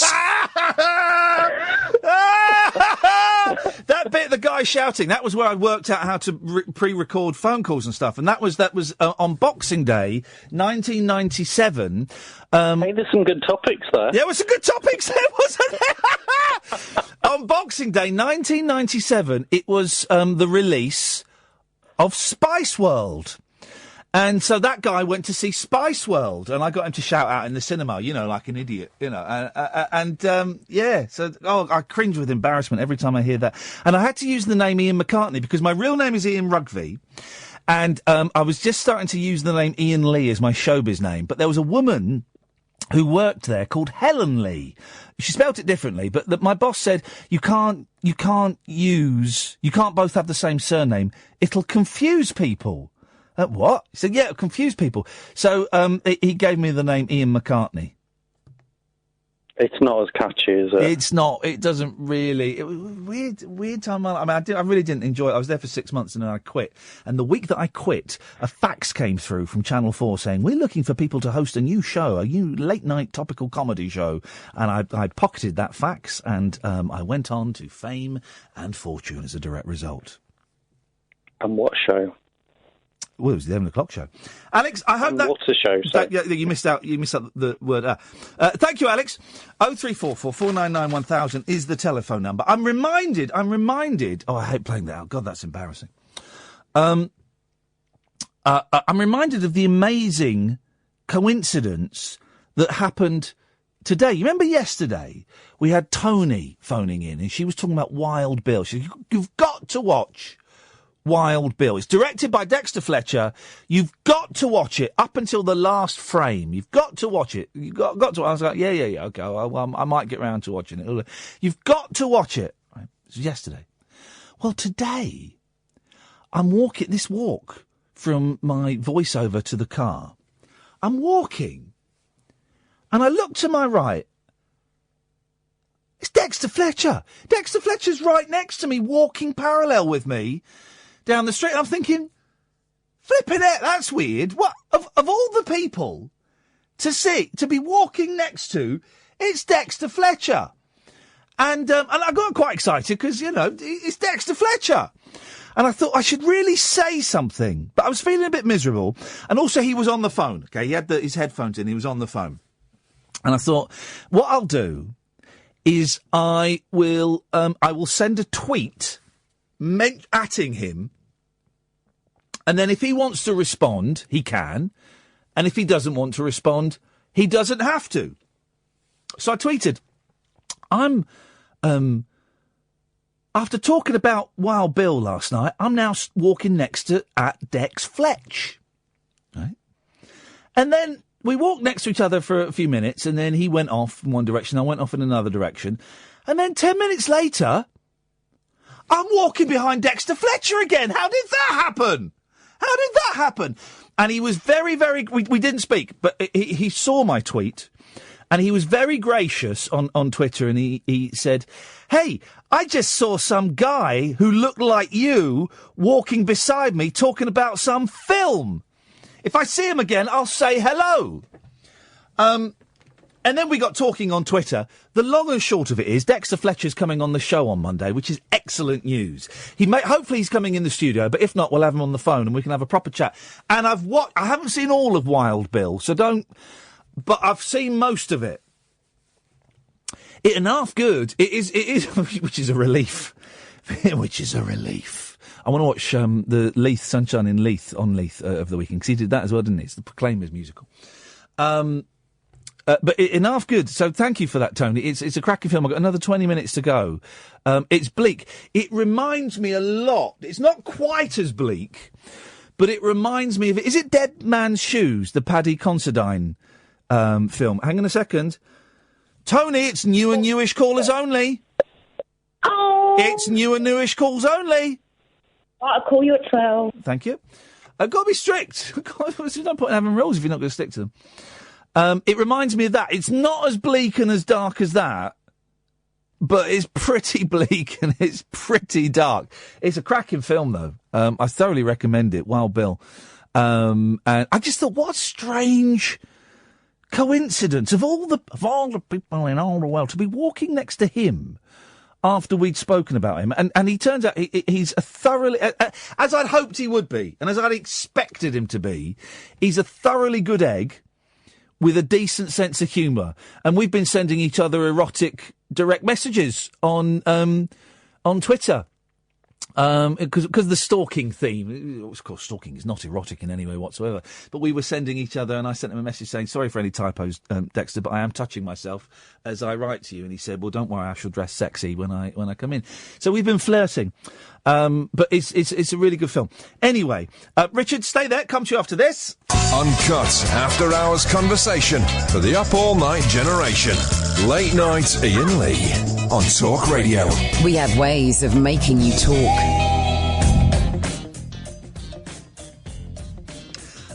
Here's an interesting email. If you want to email the show, I've got an email address here, but I've never logged into it. So, and I don't know what it is, and so I imagine it's chock-a-block full of spam and emails from my boss saying, don't do that! So if you want to email me during the show, talkradio.co.uk is the place to go. And here's an email from Raymond. Have you seen this? This is a great email. Worst takeaway? Chinese. What are you talking about? Although a lot of Chinese takeaways are a bit ropey. They are a little bit ropey. You've got to get a good Chinese restaurant. But come on, you can't. Richard. Hello. Hello, Richard. How are you? Do you know what? I'm all right. Got kind of a busy weekend with Performance Ring on Sunday. I've got the kids in the day, and then we're doing Performance Ring, so it's going to be a long old day for me. But I might go and see my friend Scott Balcony and his band are playing at the bandstand in Uxbridge tomorrow afternoon, so I might pop down and see them, which would be nice, and I might heckle them and throw rocks at them. So I'm good. How are you, Richard? I'm happy. I've learned to start listening to your radio station. Figured being it's first time callers, I thought I'd ring up. Hey, nice one, man. Have you been listening to Talk Radio for long? About 3 months now. Okay. Can I ask, because the advertising of the station has not been particularly good. How did you find out about us? I was flicking through me DAB and I found it. Oh, beautiful. And have you listened to, who else have you listened to? Oh, everybody. This is the only station I willingly listen to now. Oh, really? It's speed dial number one. What were you listening to quote Nick Ferrari, what were you listening to 3 months and 1 day ago then? What was your kind of usual station?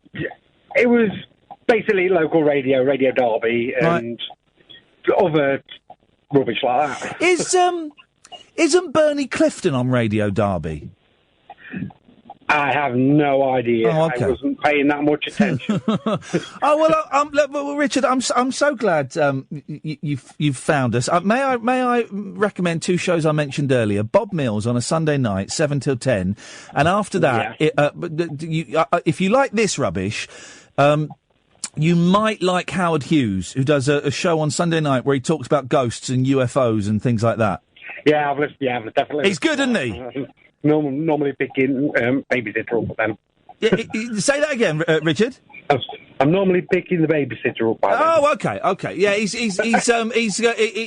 brilliant, Howard. I'm going to try and get him on the show before Christmas because he's always good value, Howard. So have you not called into any of the other shows yet? No, this is the first one. Hey. First time. I was going to ask you a question that was brought to my attention by Ash yesterday, I think it was. Yes. But I thought I'd ring you, being it's a first-time caller, and you are my favourite. Ask me anything. Oh, Richard, I love you. Else. Ask me anything you want. I was just wondering why there's no watershed on radio. Ash said it yesterday, and I'm confused. I'm slightly confused. The way it's been explained. So for those who don't know, the watershed on television, and I did know why it was called watershed, and I can't think why. But the watershed on television is at 9 o'clock, and it means before 9 o'clock it's supposed to be acceptable for families, and so that means that there shouldn't be any bad language or excessive violence or sex. And after 9 o'clock, it's not quite anything goes, but after 9 o'clock you're allowed swears and sex and violence, and then after 10, and we don't have that on radio. Now, the way it was explained to me, Richard, is that radio is more accessible to... Are you riding a horse? No. What's that? Clip-clop? I got my window wipers and me indicator. Oh, okay, right, fair enough. Radio is more accessible to children, so there could be, in theory, kids listening to this in their bedrooms. Now, so kids can be listening at any time. Now, I think that argument is slightly outdated, in as much as kids can watch anything. You know, kids have got TVs in their room. Kids can watch Sky in their room, and kids can also watch TV on their phones as well, you know. So TV, I think, is just as accessible. In fact, it will be easier for a kid to watch TV than it would be to listen to the radio these days. in their bed. Oh, we've got kids coming on. Oh, flipping heck. All right, good. All right. So that's why. And I've been a little bit lazy on talk radio, and I've sworn a little bit more than I ever have done because we're allowed to. And do you know what? I'm going to make a conscious effort to rein that in, because I don't really like swearing on the radio, and it's a bit lazy of me to do it. I'm better than that, Richard, so I'm going to try and rein it in a bit. I've noticed you say the odd little word, but you've not said anything. Well, I say the S. I've said the S word a few times, and just because Andy Goldstein said that we could get away with it here. But I'm going to try and here we go, guys. I'm going to step away from the swears on airs. No swears on airs is going to be my slogan. That's what we're going to do. There we go. I hope that answers your question, Richard. But I don't have a. That's the best answer I've got. Oh, I've got a better slogan for you than that. Yeah, go on. Talk radio. Oh, I've forgotten it now. There we go. I like it. No, that'll do. Talk radio. I've forgotten it now. The radio show for people who know the best part of the day is the night. Late night Iain Lee on Talk Radio. We have ways of making you talk. 03444991000. After midnight, we'll take calls straight to air, and anyone can call in, guys. Max is on the line. Evening, Max. Hello. Hey, Max, how you doing? Hang on a minute. Hang on a minute, Max. Are you a new caller? Newish. Tell your dad to button it. I'm talking to you, sunshine. Button it. Button it, Dad. How many times have you called me, Max? 3. Is this number 3 or number 4? 3. I think it's number 4. I can hear what you're saying, Dad! Seriously, here's the thing, Max. If I hear your dad say one more thing, I'm going to cut you off, and I would do that. How old are you, Max? 7. It's not Dad, it's... Whispering Ghost. Always Whispering Ghost. The Whispering Ghost. Okay, well, if I hear the Whispering Ghost one more time, I will cut you off, okay? I will cut a 7-year-old off. I've cut a blind man off, I'll cut a 7-year-old off, okay? I'll do it. So no more Whispering Ghost, okay? Okay. Thank you. No more Whispering Ghost, okay, Whispering Ghost? Okay. So I was talking to the Whispering Ghost. Yay. Max, are you feeling Christmassy? Yeah. Yeah? Have you done a Christmas show at school?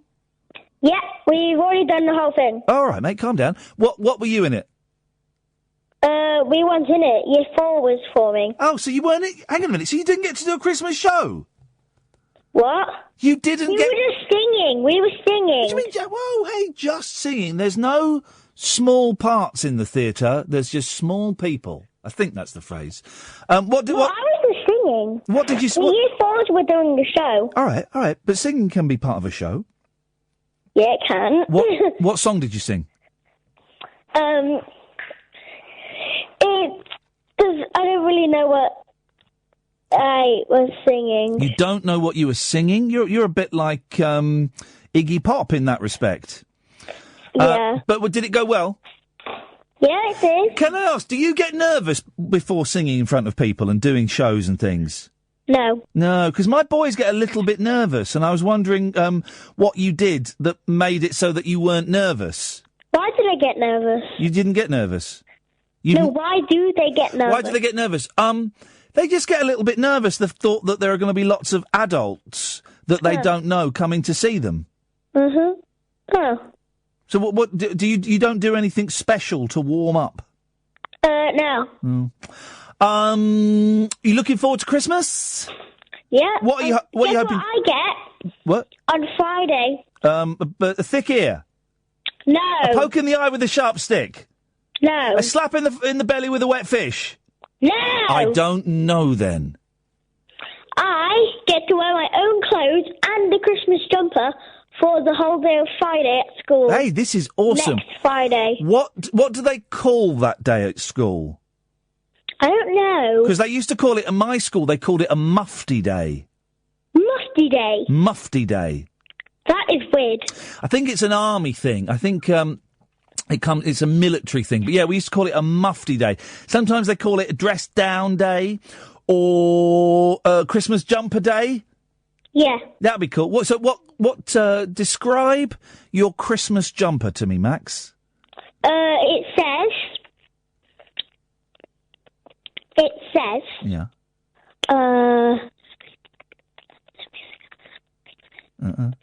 Santa loves on it. It says, "My jumper smells musty." That's very funny. And then on the other side, it says, "Santa loves this kid."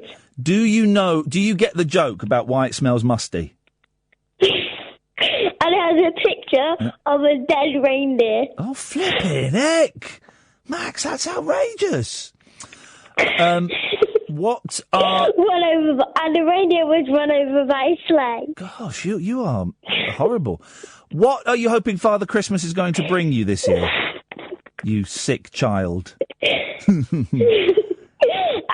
Santa was drunk. Right, okay. What are you hoping that Father Christmas is going to bring you this year?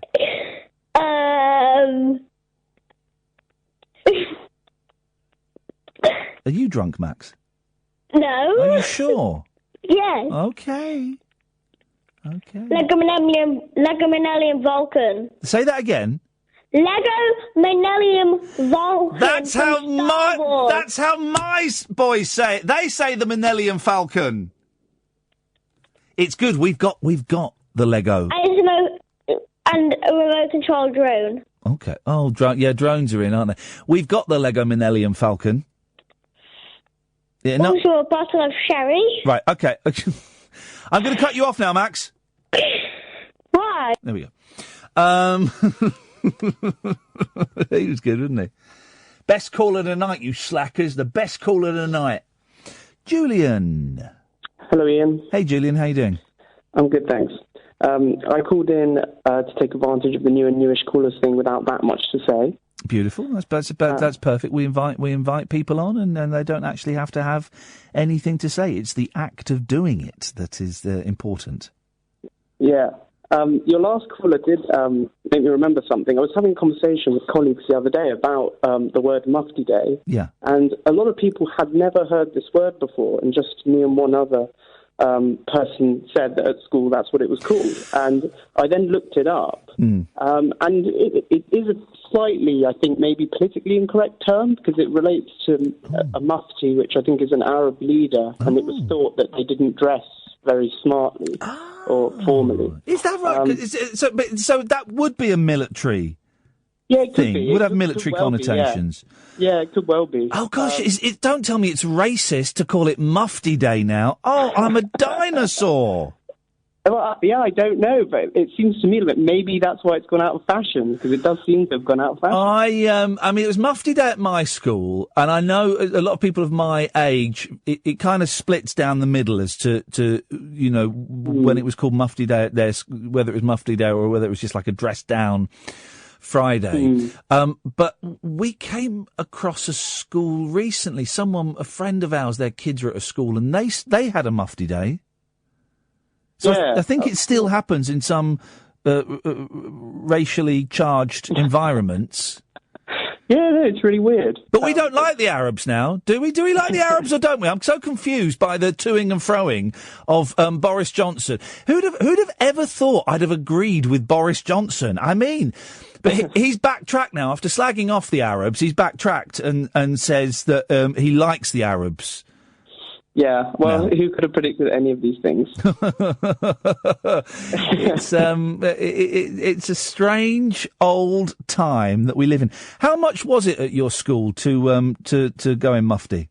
I was just thinking about that, the charity thing. I honestly can't remember. 50p. 50p in our school.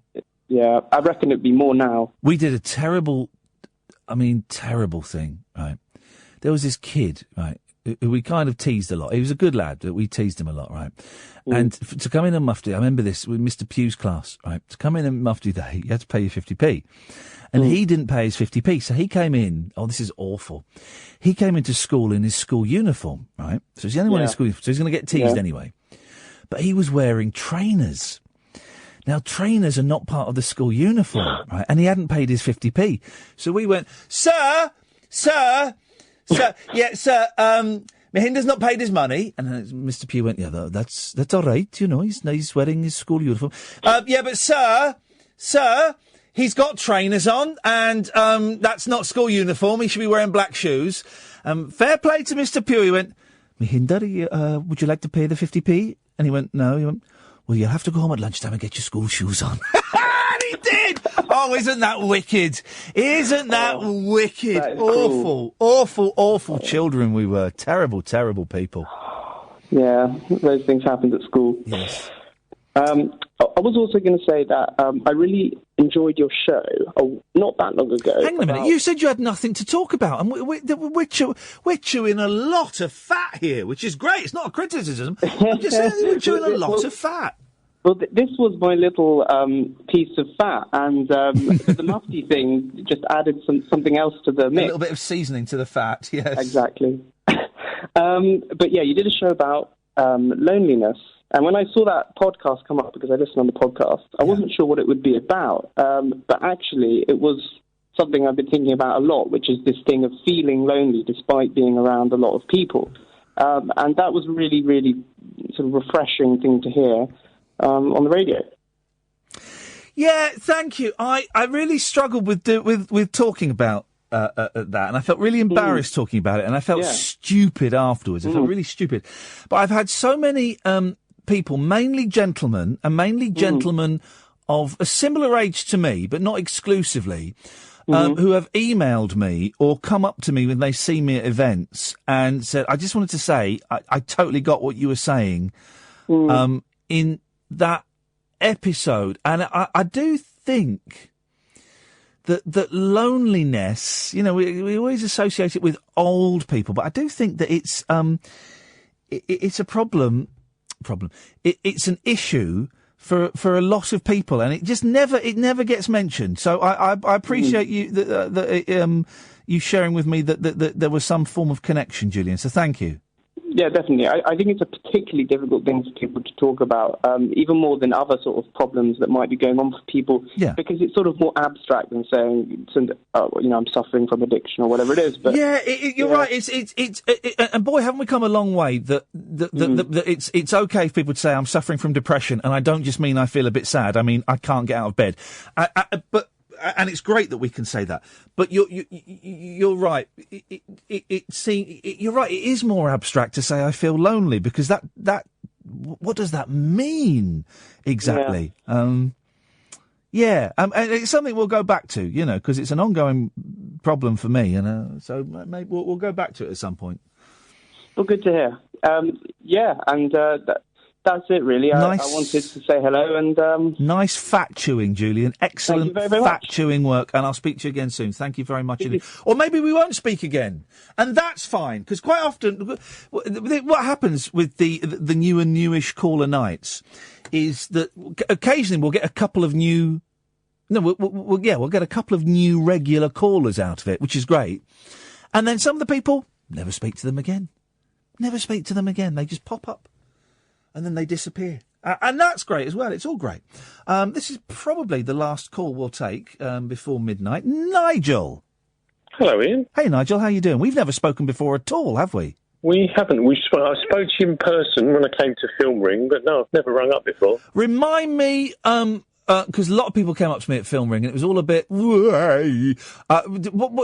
did we talk... Did we talk about anything? No, we didn't really have a chat. I was sat in the front row and we just had a quick chat about you'd made a Terminator joke on your Channel 5 programme the day before. Oh, did I? I don't remember. Had I made a Terminator joke? You were wearing some VR glasses, I think. Oh! I do remember, yeah, and I made a Terminator joke that I thought would have had them rolling in the aisles, if I miss Sarah Connors, and just met with stony silence. It didn't seem to go down well. I thought it was funny. It was a good gag. It was a good gag. Yeah, that was it. I remember we bonded because I like it when people get the high frequency, not necessarily particularly funny jokes that I do. It was a good night, Film Ring, wasn't it? It was very good. Are you planning to do another one? I don't think we're going to do another film ring unless some exceptional circumstances present themselves. Just because it was so perfect with the Kung Fu Elliot film to show, having the director on Skype, and then having the secret guests of Blake and Elliot. You know, having the secret guests.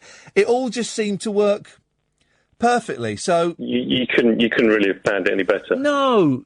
So we might listen. Never say never. If something astounding comes our way, then maybe.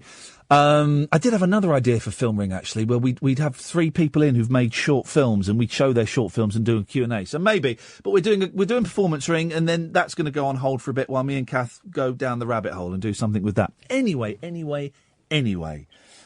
So we'll see what happens. What have you got for us, Nigel? Or maybe you haven't got anything. That's all good as well. I've written a list of 9 points that I wanted to go through. Oh, I do love that. No, I suppose I'm a long time listener, so I used to listen to you when you were back on LBC. Yeah. With Agent Chris and Lady Alex. Yeah, Lady Alex. And I used to. I think I missed you when you went to Absolute. I podcast you a lot, so I've still got some of the old LBC podcasts. All the Absolute podcasts are up as well, I think. They're available somewhere. Oh, right. Yeah, they're available somewhere. There's some good stuff in there. It's a bit... it got a bit samey after a while, but there's some good bits and pieces in there. Yeah. But this is the one, I think. This is the one. This is where I'd like to grow old and die. It's very different, and it's interesting, as you say, that you're not giving out topics for people to call in about. And whereas I used to listen to you on LBC, and I haven't got DAB in the car, so I'll listen to bits of LBC when I'm driving around. Yeah. But it is getting a bit samey. Yeah. But it's working for them. You know, they're getting the biggest listening figures they've ever had, which leaves me scratching my head and wondering if I'm doing the right thing, you know, because they got figures I could only ever dream of. But it for the most part, it's very tedious and very mean. But saying that, Nigel, we're doing a mean show on Monday. Oh.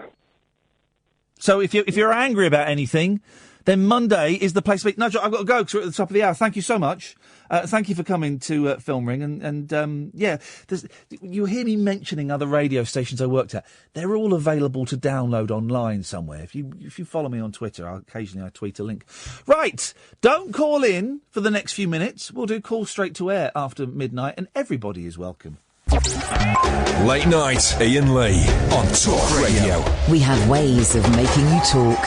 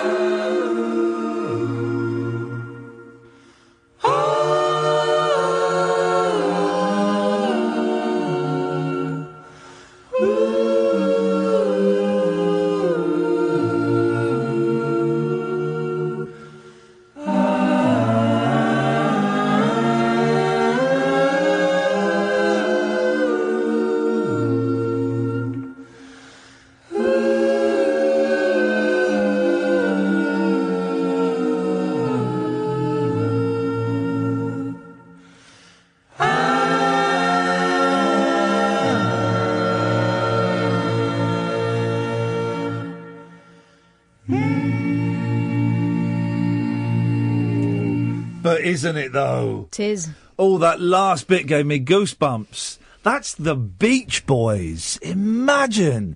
That's from the album Smile that they recorded in 1967 and released in 2012. And I don't think that's called Our Prayer.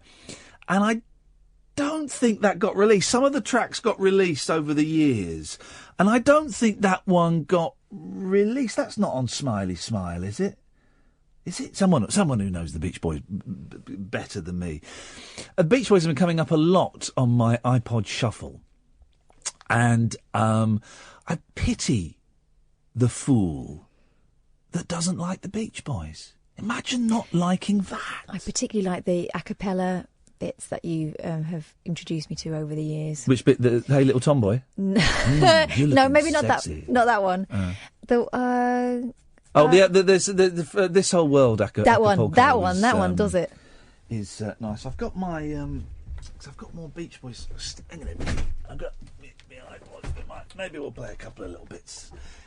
Meanwhile, she's been keen. She's been desperate. Good evening, Tony.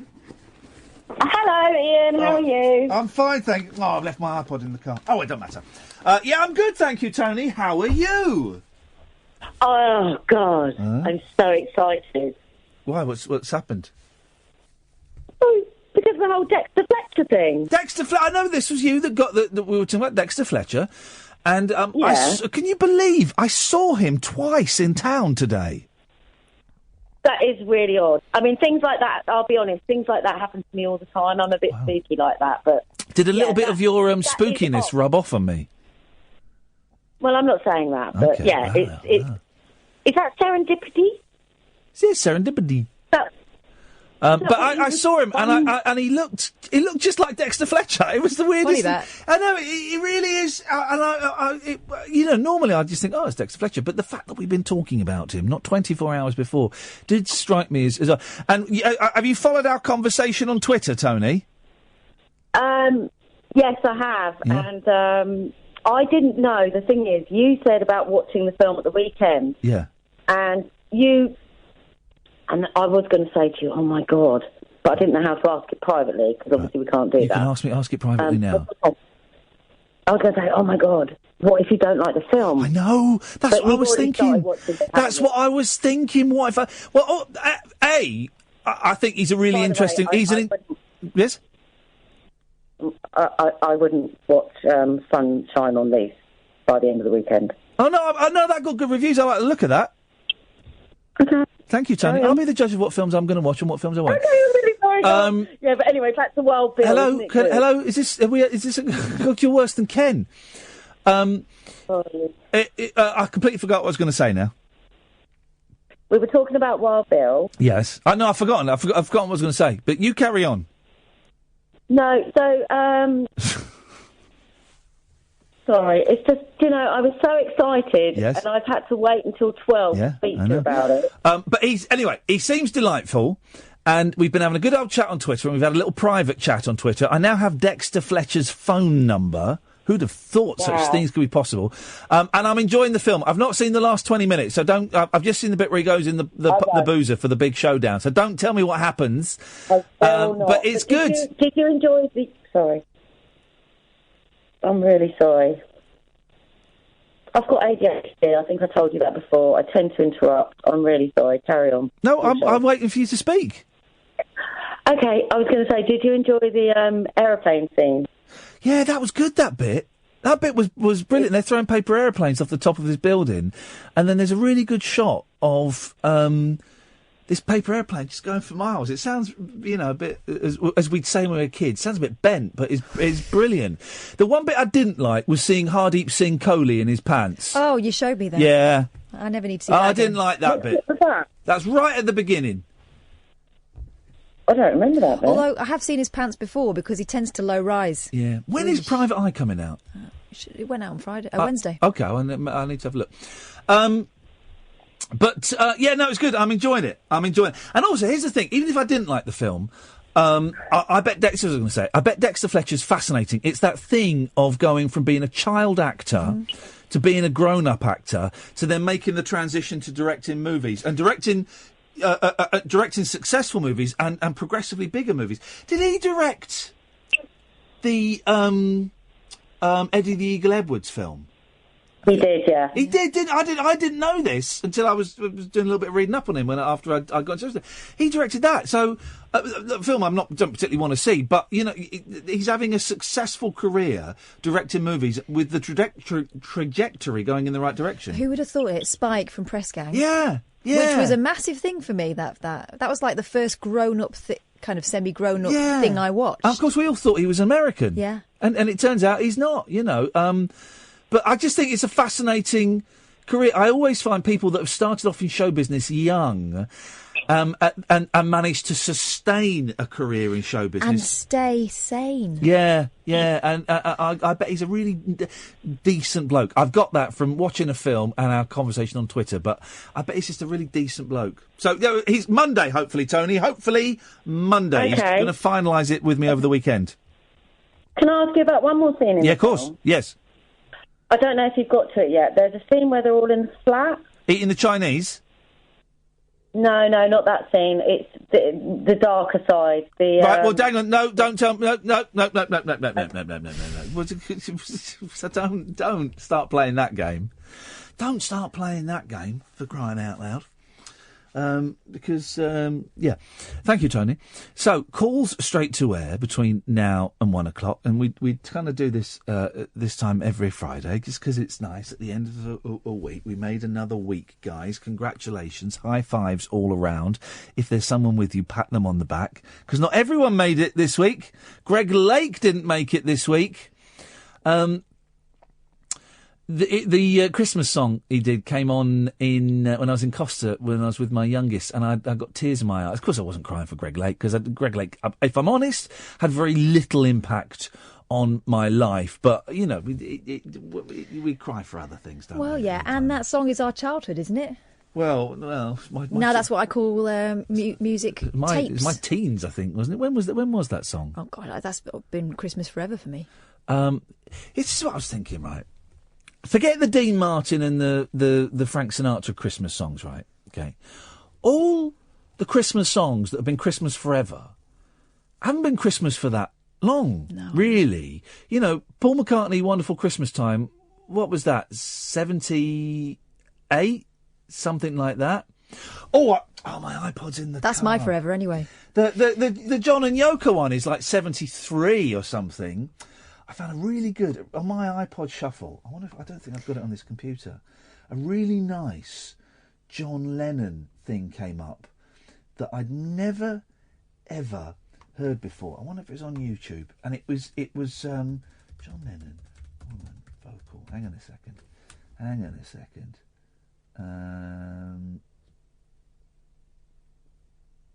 Woman, No. I'll have to. It was John Lennon singing the vocal to "Woman," which is not one of his greatest songs, but it's a nice song. But it's obviously early on in the recording sessions, and the instruments are in the background, and you hear him going, "Okay, right, let's go for it. Right, okay," and then he sings it, and then he muffs it up halfway through, and it's just so. It was just so charming. I don't know how I've got it on my iPod. It must be a bootleg. It's delightful. Sorry, you were going to say something. No, we were talking about, old-fashioned Christmas songs and stuff. My kids have discovered my Papini Sisters Christmas song. Oh, yeah. And I know this because I've been able to lie in this week because my husband's off and he's been getting up with the girls. But they're heavy on the double bass, those girls. So every morning I kind of wake up, boom, boom. But the girls really love it. Yeah. Because of Strictly Come Dancing. Because it's that kind of music. So they'll be gallivanting around the living room. They got huge, didn't they, the Papini Sisters? So I interviewed them on another radio station years ago when they were sort of bubbling under. Then the next thing I knew, and they were all absolutely lovely. And then the next thing I knew, they were doing a record with Bette Midler. Yeah. I think they split up. But I think someone left and someone else joined. I got chatting to them. This how long ago? Yeah. Because I was an early adopter on MySpace. MySpace, yeah. I used to talk to Marcella on MySpace. I think that's maybe how we got them on the show. They were brilliant. They were really accessible. Her husband used to manage them, didn't she? I don't know. And Steph, I've spoken to as well, the red-headed girl. Yes. But the blonde-haired girl was local to our old station. Okay. We never got hold of her. She probably heard it. They were good. They could come in and just do it. You go on, give us a song. And they go, yeah. And they'd be in. Because they were proper turns, weren't they? Yeah, proper turns. I was really pleased when I saw them with Bette Midler. I wonder where they are now. Line 1, you're on the wireless. Hello, Ian, is that me? Hello, Line 1. That's you. Is this Ian? Yes, it's Ian. That's the question. That's the question we need to be asking ourselves. Is it really Ian? It is I. One day I'm going to get someone to come in and do the show and they're going to pretend they're me. We'll see. I bet some people wouldn't even notice. Ken wouldn't. Ken wouldn't. Nigel wouldn't. No, Alan might. People who don't listen to the show but phone the show constantly, regularly. Anyway, Craig, what you got? Well, I caught up on yesterday's show today, and you were talking about old computer games. Yep. Did you ever play Hurdy-Gurdy on the PS2? No.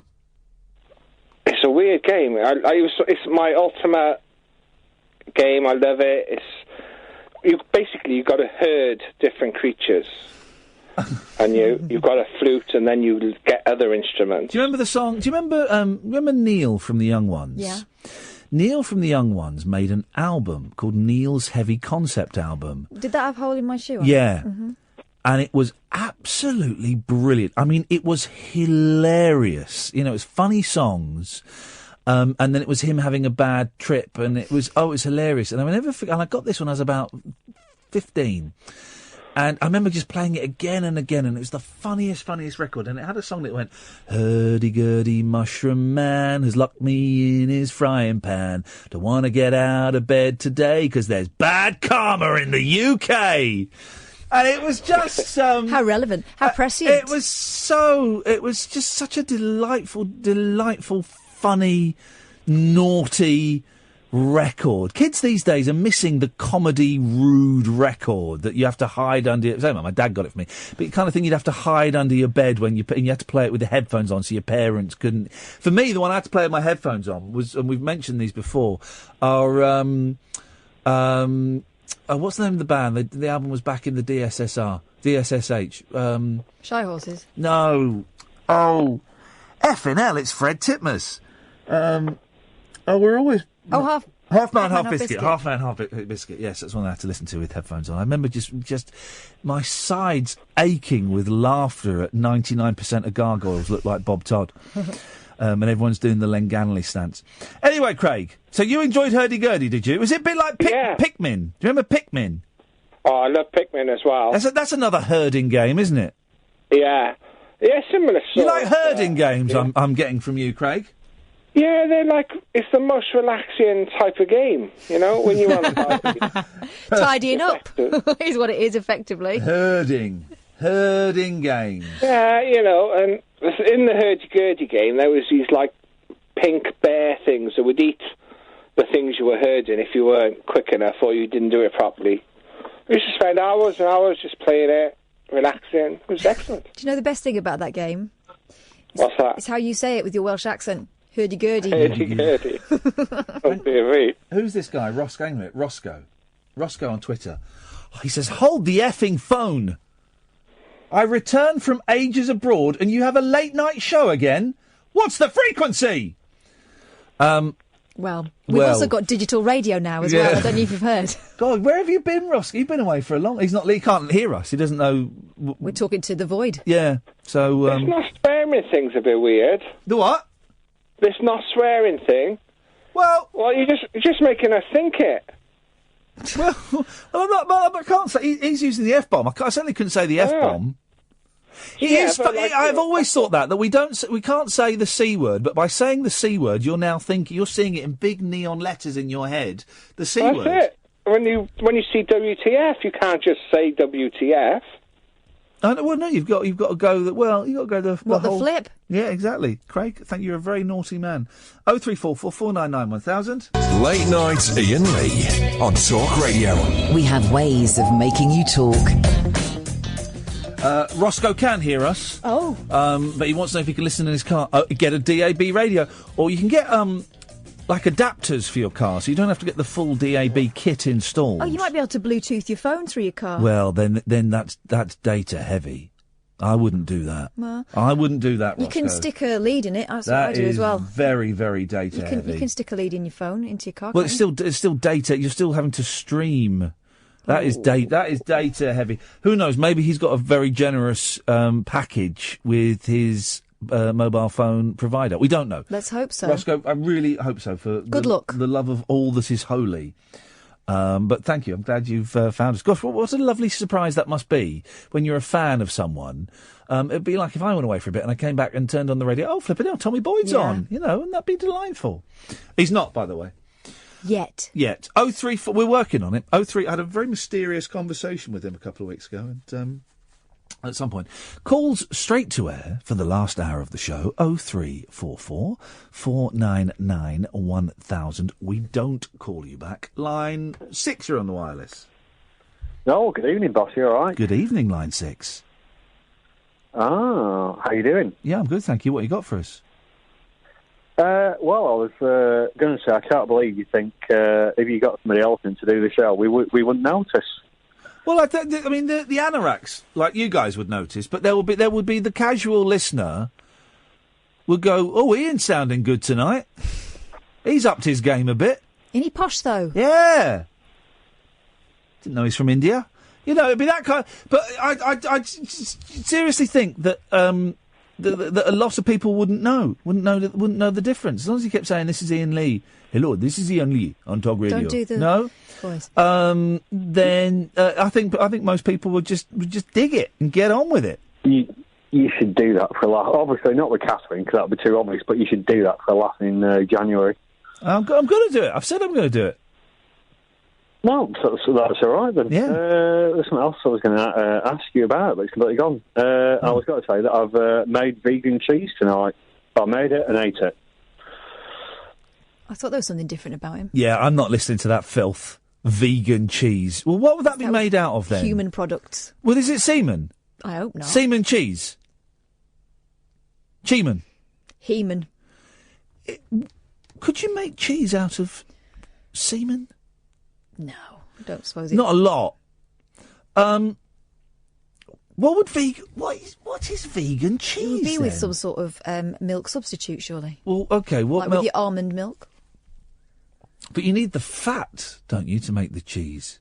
So what's a sort of fatty milk substitute? Back to semen. Wow. Jeez, he's sick, isn't he? Flipping it. Fancy ringing up and telling everyone I've that. made cheese out of my own semen. No, actually, sorry, I've misquoted him. I know what you call it. He'd made it out of someone else's.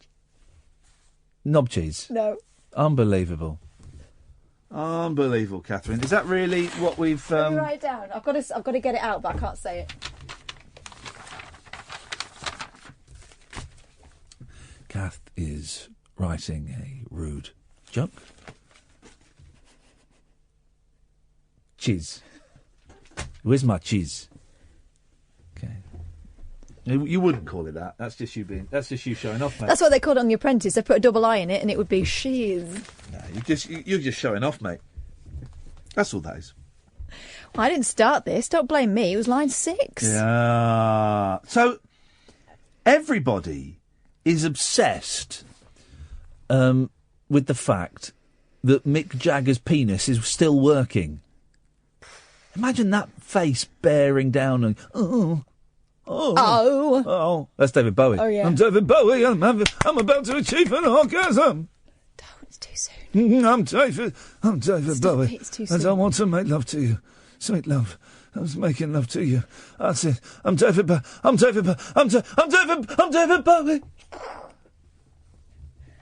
Gosh, I didn't realise you'd had an encounter with the great man. Yes. Well, in the 70s, of course, he did famously swing both ways.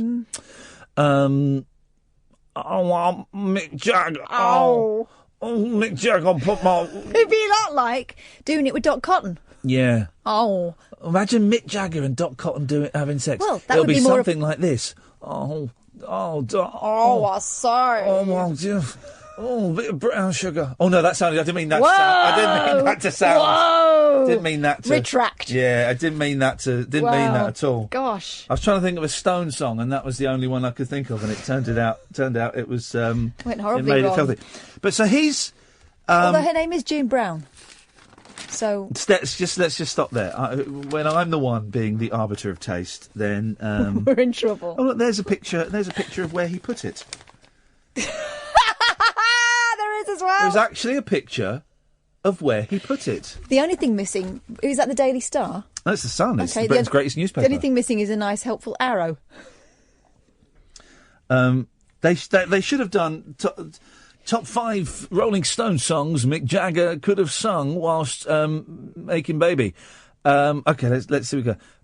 Brown sugar, we'll put that in. What other songs did the Rolling Stones do?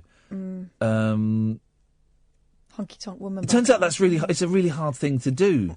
Start Me Up. Start Me Up, yeah. What other songs did they do? Jumping Jack Flash. Jumping Jack, no. No! Um, Anyway, let's stop playing this game because it's going to end badly. Not Fade Away. Sir Mick Jagger made a dramatic transatlantic dash to see the birth of his 8th child. Because Kel Surprise, they're not together anymore, are they? He has, someone said on Twitter, he now has a daughter younger than his great-granddaughter. Well, that's normally how babies come out, younger. The Rolling Stone star, 73, jumped on a private jet to New York after ballerina Melanie Hamrick, 29, rang to say their son was on the way. A source said Mick knew the baby was imminent, but did not believe his services would be needed so quickly. Services. Don't you think they checked her in? Normally they... As soon as he found out, he caught the first plane he could to JFK Airport. There was no way he was going to miss it. It was all very hectic, but thankfully he made it just in time. His relief was nearly as huge as the pride he felt when he welcomed his new son into the world. I'm calling bullshine on all of this. Go on. She will have been had some sort of elective procedure, right? And the reason I'm saying this is not because she's posh. I don't know whether she is. But my sister gave birth in America twice, right? And if you were to do, you know that programme that's on Channel 4? One Born Every Minute? Yeah, right? So you've got the one in England where you've got people pacing, going up and moaning and groaning. If they were to do that in America, do you know what it would be like? Woman sitting reading a magazine. They dosed them up to their eyeballs as a matter of course. So I don't believe it was a dash. I believe that it was probably on the calendar for a while. The couple are no longer an item, but Mick has said he wants to be... I want to burn the baby's life. What? Yeah. Why can't I do a Jagger? It always goes into it's the closest to your voice. What? I can do the hands. Oh, Keith. Oh, Keith. Oh, Keith. Oh, Keith. Stop it. Oh, Keith.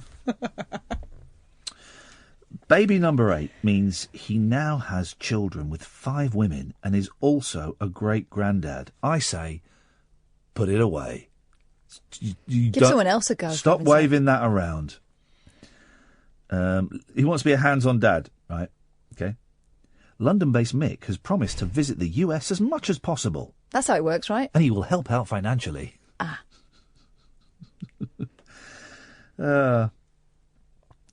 They want to raise their son together and obviously will always have such a great bond. Melanie knows she can always count on Mick. Well, for money. Next 3 or 4 years. No, 18. Well, he'll be dead. He'll be dead. But the baby will be provided for. Melanie knows... Right, so remember he wants to be a hands-on dad. Mm-hmm. Melanie knows she can always count on Mick for support, even though he lives on a different continent. Helpful. The couple started dating in 2014. And finished dating? In 2014. But their romance faded, with Mick preferring to live in the UK and his band's hectic schedule taking its toll on their relationship. And him preferring not to be with her as well. The rocker's oldest child is Caris Hunt, 45, whose mum is singer Marsha Hunt. Jade Jagger, 44, is his daughter with actress Bianca Jagger. Mick has 4 children with... remember Jerry Hall? Yeah. Oh, she's married to the boss now. Excellent stuff. Congratulations. Lady Hall. Good work. He also has a son, Lucas, with 17. Oh, yeah, Luciana Murad. I remember that when I was a kid. Big scandal. Oh, is it definitely his? Hang on a minute. Let's look at the baby's face. Yes, it's his. And they proved it was his by just shoving its face against the window and hanging it there. Jade Jagger's daughter, Assisi Jackson... Do you remember when Boris Becker said that baby wasn't his? It was like him in a baby grow.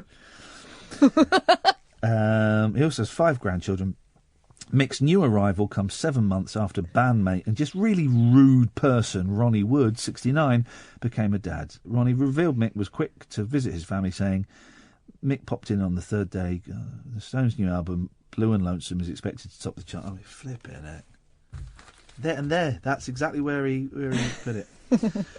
That's where Blue and Lonesome Jumping went. Jack Flash, it's a gas and air dash. Oh. Very nice. 0344 Maybe listen. We've only had 2 calls in this bit. Maybe we stop doing the straight to air because I've been banging on about it all week. This is kind of an experiment. I've been banging on about it all week that we were going to do it so that people would be prepared for it. But we've only had 2 calls, so maybe what we should do is in the last hour it's for shy callers only. Oh come on, don't be so ridiculous. No, because they want to be in the quiet bit. What does that mean? The whole show's a quiet bit. 0344 499 1000 Talk Radio. Late night, Iain Lee on Talk Radio. We have ways of making you talk. Maybe we stop doing the straight to air. I mean, it perhaps in 2016. I mean, when I used to, I nicked it off Tommy Boyd, and Tommy Boyd did a version of it, The Human Zoo, and Clive Bull did a brilliant version of it called Bob's Tea Break, where his producer Bob would go off and make a cup of tea and buy number 97 from the machine, and Clive would take calls straight to air for 15 minutes, and it stuck out like a sore thumb, and it was a joy. And I used to do Triple M 12 years ago at LBC, but maybe the concept of call straight to air, it's meaningless now, because back then there was no outlet for people to, broadcast nationally and say or do anything they wanted. But now we can all broadcast internationally by just clicking a button, clicking an app on our phone. We've got Twitter and we've got we can all put something on YouTube. You can do your own radio shows. Plus, here's the thing: this show hasn't got an agenda anyway, so it's not like it's subverting anything, is it? Let's ask a caller at random. Line 2, what do you think? What do I think? I think he's struggling. We've got Twitter and we've got you. We can all put. He's struggling to fill his space, isn't he? He is, isn't he? What an idiot! I know. What should we do with him? Oh, I should fire him, actually. Yeah? You think we should fire him? Send him back to Lieutenant Dunstable. Yeah. He's struggling to fill his space, isn't he? Struggling to fill the space. Is that Kathy? What should we do with him?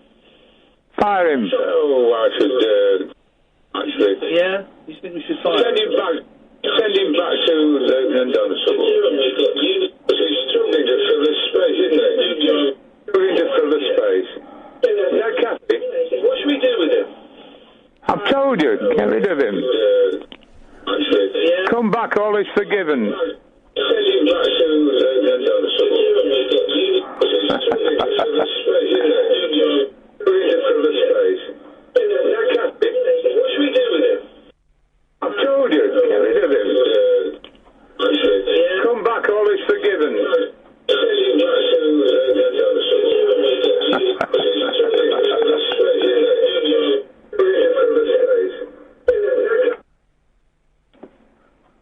That's better. That's better, now I'll turn it off. Yeah. Thank you. Although I was enjoying the psychedelic ramble. Yes, I just say, you come back up here. We like you. No, we like you up. Well, yes, unfortunately, it doesn't work like that. Oh, sod the people who got rid of you.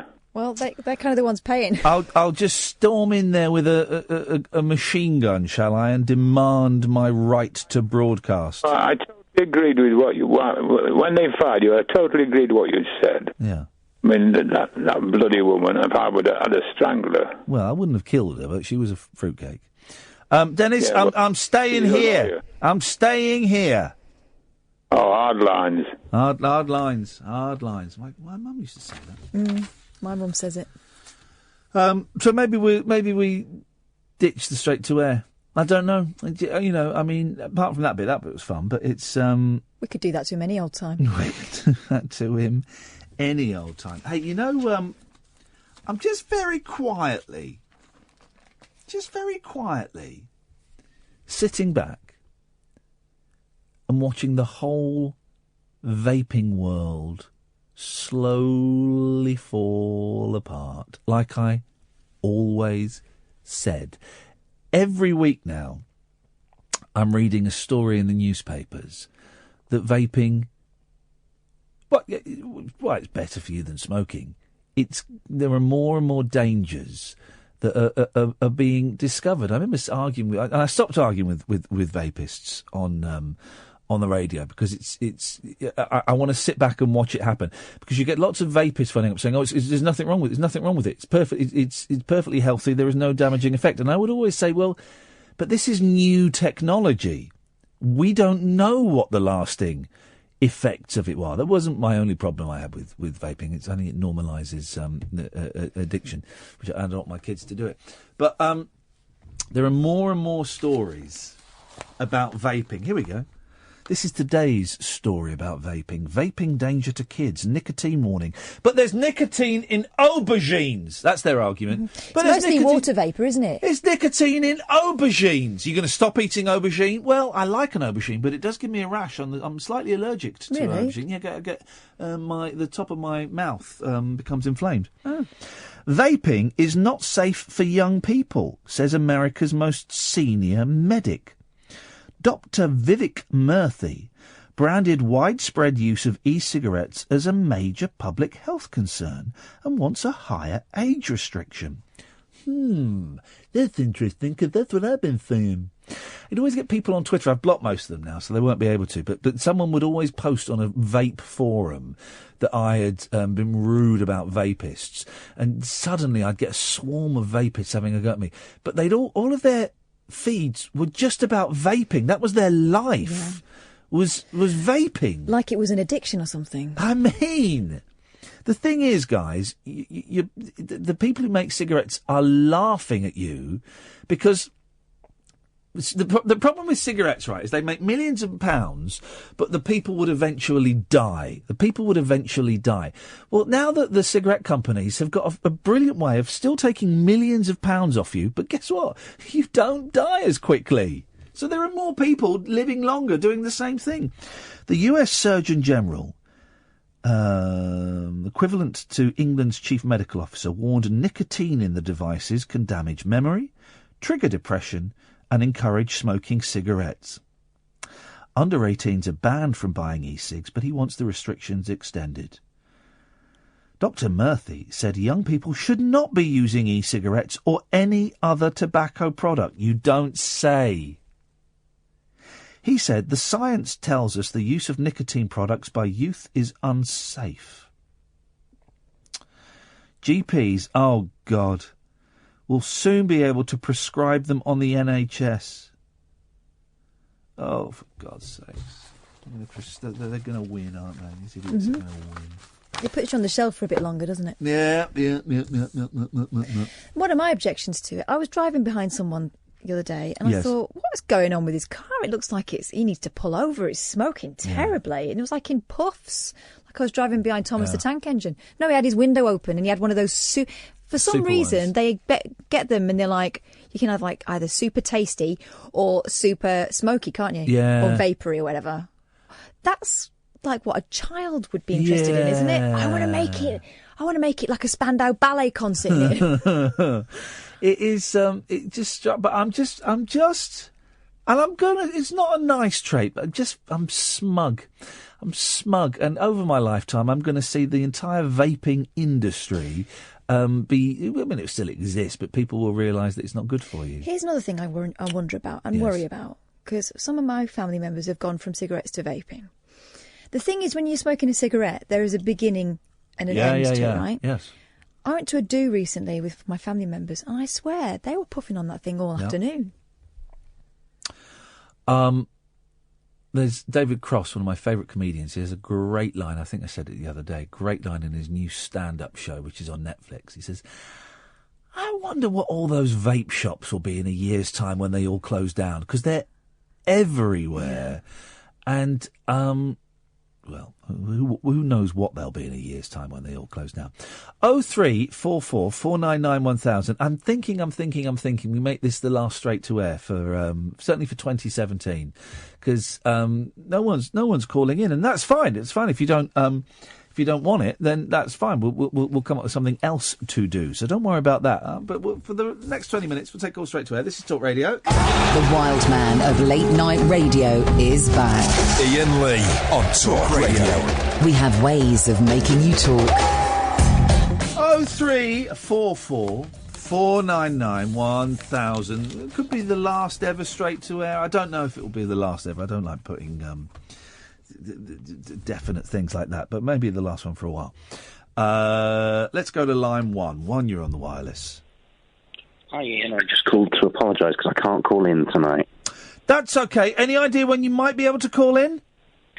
I don't know. I've had the galloping trots for a good few days now, and so it's a bit of an uncomfortable call. But I thought, the lines are quiet. Yeah, thanks. I appreciate usually it. Swoop in to rescue the show, and on this occasion, I just can't do it. Okay, well, we'll just really have sorry. to... No, that's fine. We'll just have to fill the gaping absence that your hole has created. It is a gaping absence. I'm going to cut you off now. That's disgusting. So, your lights are tacky. Christmas elves, poison pen letter from neighbour. Oh, there's always one, isn't Are there? you feeling Christmassy? No. I've done all the things. Yeah. But I don't know. I'm not feeling it at all. Maybe when the kids finish school. Because I need them to whip me up into a frenzy. Hang on a second. Yes, line 2. Good evening, Ian. I was on YouTube earlier on, and when you watch one thing and underneath there's recommendations for something similar. Yes. I was directed to this impression show that Stephen Mulhern was presenting about 6 or 7 years ago, and the clip started with Les Dennis doing an impression of Louis Walsh, which was awful. Yeah. It's just him basically doing an Irish accent. Yeah. It also ended with David Guest doing an awful karaoke impression of Tom Jones. It really needs to be seen to be believed. But in the middle of that, here we go. And it wasn't listed in the. I know where you're going with this. Well, it wasn't 6 years ago. It was about. Maybe it was 6 years ago. 5, 6 years. Yeah, go on. Before you go. Yeah, I was surprised that the year. I think it was 2009 that it was. Oh, maybe. Maybe it was. Maybe it was that long ago. Blimey. Yeah. Okay. No, go on. Do it. Go on. Bearing in mind your recent impressions of Jonathan Ross and tonight Mick Jagger, and all your impressions are slightly good, but they're also slightly bad. You nail it, but you also sound spectacular. That's very generous of you to say so. Skill. Yes. You're welcome. And I'm watching this thing and there's a sketch and he introduces it. I like the way you're watching it all the way through, considering it's rubbish. Because no one else watched it. It was good. It's called the All-Star Impression Show. The All-Star Impression Show, Part 5. Yes. Oh, God. If only to see David Guest do Tom Jones at the end. Doesn't Eamon Holmes do Elvis? I don't know. That may be in a different part. I've genuinely only watched Part 5 because there was a chap on there who did quite a good impression of Paul McCartney, but that was unusual. It stood out for being good. But it was. Come on, spit it out. Spit it out. Yeah, the scene opens. There's toilet cubicle, and there's. I didn't understand this sketch. Go on. Hey, nor did I, and I watched it all the way through. There's Mackenzie Crook as Darren Brown in a toilet cubicle, and fair enough, he's got the tone, if not the voice. The makeup's good. He's a funny chap. Then all of a sudden, it pans to the next cubicle. There's Uri Geller. Uri Geller. Who'd have thought? It turns out it's Ian. The sketch. Have I got this right? Mackenzie Crook. Me and Mackenzie are locked in our toilet cubicles, and we're trying to use our psychic powers to open the door. That was the sketch, wasn't it? That sounds pony. It was awful. It was pony. Here it is. Here we go. Hang on a minute. Let me have a look. This is maybe the visuals will help. Oh, hang on, because we also did Steptoe and Son on it. Oh, well, I've seen that before. You doing that, and that's actually quite good. Look at Mackenzie's steppers. Look at that's. I never want to see you ever again. I'll get my coat then, shall I? Right. All right. Hang on. Here's us as.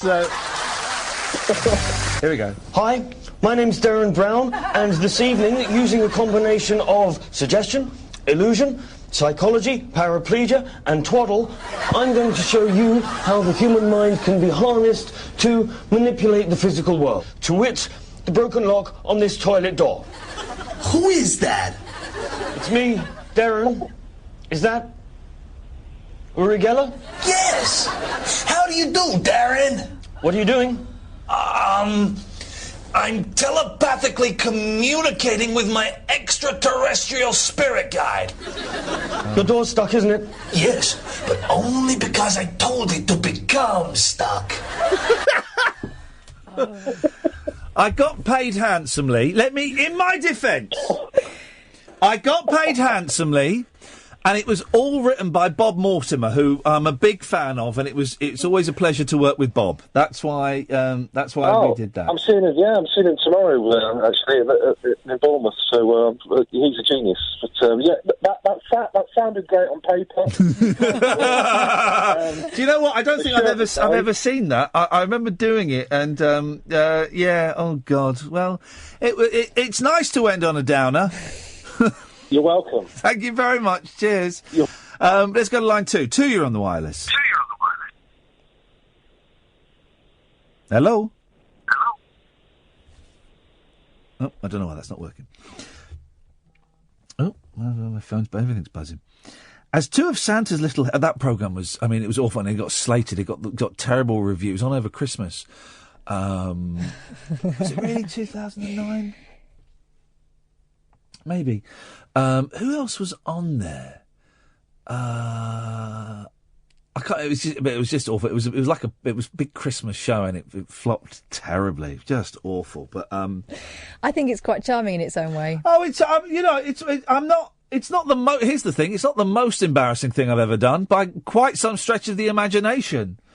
Isn't there? If I remember correctly, there's a reference. I love the fact that they've had to introduce. Is that Uri Geller? Just so you know. Oh God. Hang on. Oh, God, she's here. This is good. Do come in, my darling. That's not bad. The door is open.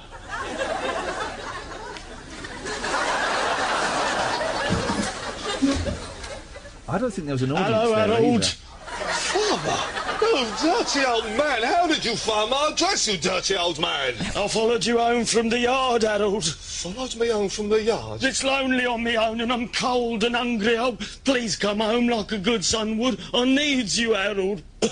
Don't you dare spew up on me, you dirty old man. But Harold, I'm dying. Doctor says I've got 6 weeks left if I'm lucky. You are lying. How very dare you, you dirty old man. Oh, please come home, Harold, you stupid boy.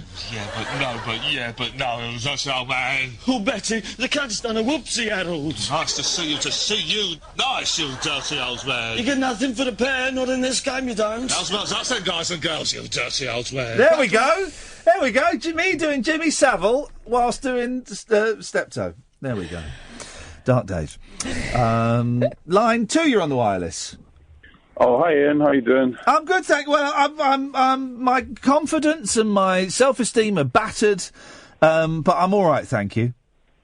Oh, that's good. I just wanted to agree with you about vaping, because I've thrown like 3 e-cigarettes into the river in the past year because they don't work. Well, they do work in terms of satisfying your addiction, but not really in prolonging your life or anything. Why do you throw them in the river? Oh Christ, Rory, where are you? Are you in a wind farm? Oh, sorry, no, I'm just coming out of Tesco's. It's interesting you mentioned throwing them in the river, because I've got this book, this Stephen Stills book, which I finished now, and it's a good book, and I won't read it again. And I don't know. Sorry? I bought that for my dad for Christmas. Oh, you could have had mine. No, I can't give him a second-hand book. No, because I've kept this in good nick. No, he'll know. I want to get rid of the book, but I want to get rid of the book in a good way. Now, I used to do a thing years ago where I'd leave books on buses and tubes and things, and so that people could find them. And there's a phrase for that. Pass it forward. That's it, yeah. And I was tempted to do that with this Stephen Stills book. My great fear is that someone would go, "Oh, excuse me, sir, you've dropped your book." But I might do that. I might put it on a bus. But then supposing no one who likes Stephen Stills... it's quite niche. It's quite niche. What should I do with it, Roy? Just chuck it in the river? Well, it's probably biodegradable. But you can... I just bought 4 books on Amazon for like 1p each. And the postage was like $2.50 or something. But you could, I don't know, you could give them nonsense, or give them to Amazon. Make a chair out of them. I could give them to Amazon. Rory, it's the noisiest place in the world, so I'm going to say goodbye. Somewhere in Northern Ireland there are loads of ducks vaping. Yeah. Don't put them in the river. Think of the turtles, man. Yeah, they're good. I like the turtles. I knew that was coming. Howard went cold on me eventually. They all go cold on me eventually. We were friends, and then he went cold. I think it's because I think he's capricious. What does that mean? I think he sways. Okay, yeah, he's very capricious. Because I've heard him. He's rowing with Paul Thingy at the moment on Twitter. Paul who? You know, Paul that you like. They did the Rainbow Connection. He's rowing with Paul Williams? Yeah, a little bit. What friendly. about? About Russell Brand, because he thinks that Russell Brand shouldn't preach. Yeah, and Paul Williams said it's important that he uses his platform. It is a good film. The Paul Williams documentary. I've seen it. It's Have amazing. You seen that? Oh, man alive. He would be great to get, but he doesn't answer, does he? No, he doesn't. And I kind of don't blame him. He doesn't need to do it. No, it's a little bit. It's a little bit short-sighted of him to do that. Imagine doing that much cocaine, then jumping out of an aeroplane. I mean, God. that when he's hosting that chat show and he's like, oh, talking he's doing all that. Oh, you're gurning away. Oh, man. Well, we haven't got time to find out about the elves and the home that they've decorated. We've talked about Mick Jagger's kids. We're done. That's it. We got through another week. I found this week, as you know, Catherine, personally, very challenging. No, you did. Found it a hard week. And every night I'd come in and think, I've got no idea what I'm doing here. I've got no idea how we're going to get through the show. And yet, we got through the show tonight. We got through the week. I'm going to look at booking some time off in the new year. Oh, hang on, let's just... Yes, line one, you're the last call of the evening.